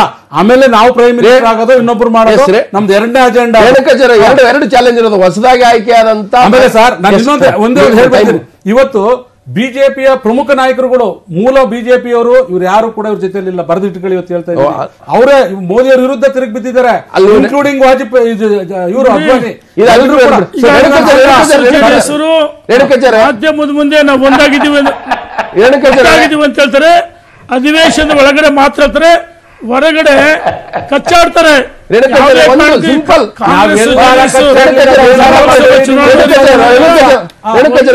ಕೊನೆ ಪ್ರಶ್ನೆ ನಿಮ್ಗೆ, ಈ ದೇಶದಲ್ಲಿ ನಾವೇ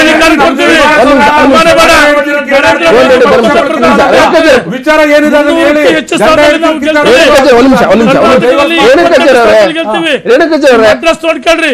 ಲೋಕಸಭೆ ಚುನಾವಣೆ ಆದ್ಮೇಲೆ ಮೈತ್ರಿ ನೀರಲ್ಲ ಒಬ್ಬ ರೀ, MP ನೀವು ಗೆಲ್ಲಲ್ಲ.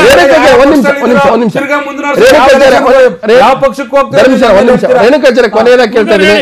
ಅವರ ರೇಣುಕಾಚಾರ್ಯ, ದಿನೇಶ್ ಗುಂಡೂರಾವ್ ಹೊಸ ಅಧ್ಯಕ್ಷರಾಗಿದ್ದಾರೆ. ಯಡಿಯೂರಪ್ಪನವರಿಗೂ ಕೂಡ ಈ ಚುನಾವಣೆ ಬಹಳ ಪ್ರತಿಷ್ಠೆ, ಡೂ ಆರ್ ಡೈ ಅನ್ನೋದು. ಯಾಕಂತಂದ್ರೆ ಅವರಿಗೂ ಕೂಡ 75 ವರ್ಷ ಮೇಲ್ ಹೋಗಿದೆ. ಮತ್ತೊಂದು ಕಡೆ ಈಗ ಅಧಿಕಾರವನ್ನು ನಡೆಸಲೇಬೇಕು ಅಂತ ಪ್ರಯತ್ನ ಮಾಡಿದ್ರು, ಹೈಕಮಾಂಡ್ ಕೂಡ ಅದನ್ನು ಅವಕಾಶ ಕೊಟ್ಟಿತ್ತು. ಆದ್ರೆ ಈಗ ಆ ಆಪರೇಷನ್ ಫೇಲ್ ಆಗಿರೋದ್ರಿಂದ ಈ ಚುನಾವಣೆ ಗೆಲ್ಲೇಬೇಕು ಅನ್ನುವಂತ ಅನಿವಾರ್ಯತೆ ಯಡಿಯೂರಪ್ಪನವ್ರಿಗೆ ಬಂದಿರೋದ್ರಿಂದ ಇದನ್ನು ಬಹಳ ಪ್ರತಿಷ್ಠೆಗೆ ತೆಗೆದುಕೊಂಡಿದ್ದಾರೆ. ಸೊ ಅದಕ್ಕೆ ಹಳೆ ಮೈಸೂರು ವರ್ಸಸ್ ಉತ್ತರ ಕರ್ನಾಟಕ ಅಂತ ಮಾಡ್ತಾ ಇದ್ದಾರೆ ಅಂತ ಅನುಮಾನ ಕಾಡ್ತಾ ಇದೆ. ಯಡಿಯೂರಪ್ಪನವರಿಗೆ ಸಂಘಟನೆ ಸಾಮರ್ಥ್ಯ ಇದೆ. ಇಡೀ ಕರ್ನಾಟಕ ರಾಜ್ಯದ ಉದ್ದಗಲಕ್ಕೆ ಪ್ರವಾಸ ಮಾಡಿ ಅವರಿಗೆ ವಯಸ್ಸು, ಯಡಿಯೂರಪ್ಪನವರು ಎಷ್ಟೇ ವಯಸ್ಸಾಗಿದ್ರು ಹುಡುಗರಂತೆ ಓಡಾಡಿದರೆ ಸಂಘಟನೆ ಸಾಮರ್ಥ್ಯ ಇದೆ. ಇಲ್ಲಿ ಬೇಸಿದೆ ಭಾರತೀಯ ಜನತಾ ಪಾರ್ಟಿಗೆ. ಇಲ್ಲಿ ಮೈತ್ರಿ ಮಾಡ್ಕೊಂಡ್ರೆ ಸರ್ಕಾರಕ್ಕಿಂತ ಲೋಕಸಭೆ ಇಂಪಾರ್ಟೆಂಟ್.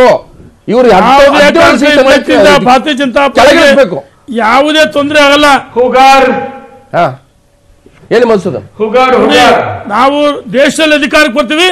ರಾಜ್ಯದ ಪಾರ್ಲಿಮೆಂಟ್ ಚುನಾವಣೆಯ ಟೈಪೇ ಬೇರೆ, ಲೋಕಲ್ ಅಸೆಂಬ್ಲಿ ಚುನಾವಣೆಯೇ ಬೇರೆನೆ, ಮತ್ತೆ ಸ್ಥಳೀಯ ಸಂಸ್ಥೆ ಚುನಾವಣೆನೇ ಬೇರೆ. ಯಾರ್ಯಾರು ಜನತಾದಳಕ್ಕೆ ಕಾಂಗ್ರೆಸ್ಗೆ ವೋಟ್ ಹಾಕಿದ್ದಾರೆ ಸ್ಥಳೀಯ ಕಾರಣಗಳಿಗೋಸ್ಕರ ಅವರೆಲ್ಲರೂ ಬಿಜೆಪಿಗೆ ವೋಟ್ ಹಾಕ್ತಾರೆ. ಬಿಜೆಪಿ ಬಹಳ ದೊಡ್ಡ ಪ್ರಮಾಣದಲ್ಲಿ ಜನ ತೀರ್ಮಾನ ಮಾಡ್ತಾರೆ. ಮನ್ಸೂದನ್, ರೇಣುಕಾಚಾರ್ಯ ಮತ್ತು ಕುಮಾರಸ್ವಾಮಿ ಅವರಂತ ಒಳ್ಳೆ ಮುಖ್ಯಮಂತ್ರಿ ಇಲ್ಲ ಅಂತ ಹೇಳಿದ್ರಿಂದ ಇವತ್ತು ಯಾಕೋ ಬಹಳ ಹಾಡಾಗಿ ಮಾತಾಡ್ತಾರೆ. ಪೊಲಿಟಿಕಲ್ ಅದು ಬೇರೆ. ವರ್ತಮಾನ ಭವಿಷ್ಯ ಮೂರು ವ್ಯತ್ಯಾಸಗಳಾಗ್ತವೆ ರಾಜಕಾರಣದಲ್ಲಿ. ಯಾವತ್ತೂ ಕೂಡ ಒಂದಕ್ಕೊಂದು ತಾಳೆ ಮಾಡಕ್ಕಾಗಲ್ಲ. ಎಲ್ಲರೂ ಕೂಡ ಎಲ್ಲರೂ ಕೂಡ ಧನ್ಯವಾದ, ಗುಡ್ ನೈಟ್. ಯಾಕಂತಂದ್ರೆ ಇದು ಚುನಾವಣಾ ರಾಜಕಾರಣದಲ್ಲಿ ಶಾಶ್ವತ ಶತ್ರುಗಳು ಇರಲ್ಲ, ಮಿತ್ರರು ಇರಲ್ಲ. ಯಾಕಂತಂದ್ರೆ ಈಗಾಗಲೇ ನೋಡ್ತಾ ಇದ್ವಿ. ಸೊ ಈ ಚುನಾವಣೆ ನಂತರದ ಮುಂದಿನ ಚುನಾವಣೆ ಟಾರ್ಗೆಟ್ ಇದೆ. ಆ ಟಾರ್ಗೆಟ್ ನಲ್ಲಿ ಇವತ್ತು ಯಡಿಯೂರಪ್ಪಗೂ ಚಾಲೆಂಜ್ ಇದೆ, ಕುಮಾರಸ್ವಾಮಿ ಚಾಲೆಂಜ್ ಇದೆ, ವಿಶೇಷವಾಗಿ ದೇವೇಗೌಡ ಮತ್ತು ರಾಹುಲ್ ಗಾಂಧಿ ಚಾಲೆಂಜ್. ಯಾಕಂದ್ರೆ ದೇವೇಗೌಡ ರಾಹುಲ್ ಗಾಂಧಿ ಮೈತ್ರಿ ಸರ್ಕಾರ ಆಗಿರೋದ್ರಿಂದ ಅವ್ರ ಮೈತ್ರಿಯ ಚುನಾವಣೆ ಎಲ್ಲರೂ ಕೂಡ ಕುತೂಹಲದ ಕಾಯ್ತಾ ಇದ್ದಾರೆ. ಎಲ್ಲರೂ ಕೂಡ ಧನ್ಯವಾದ, ಗುಡ್ ನೈಟ್.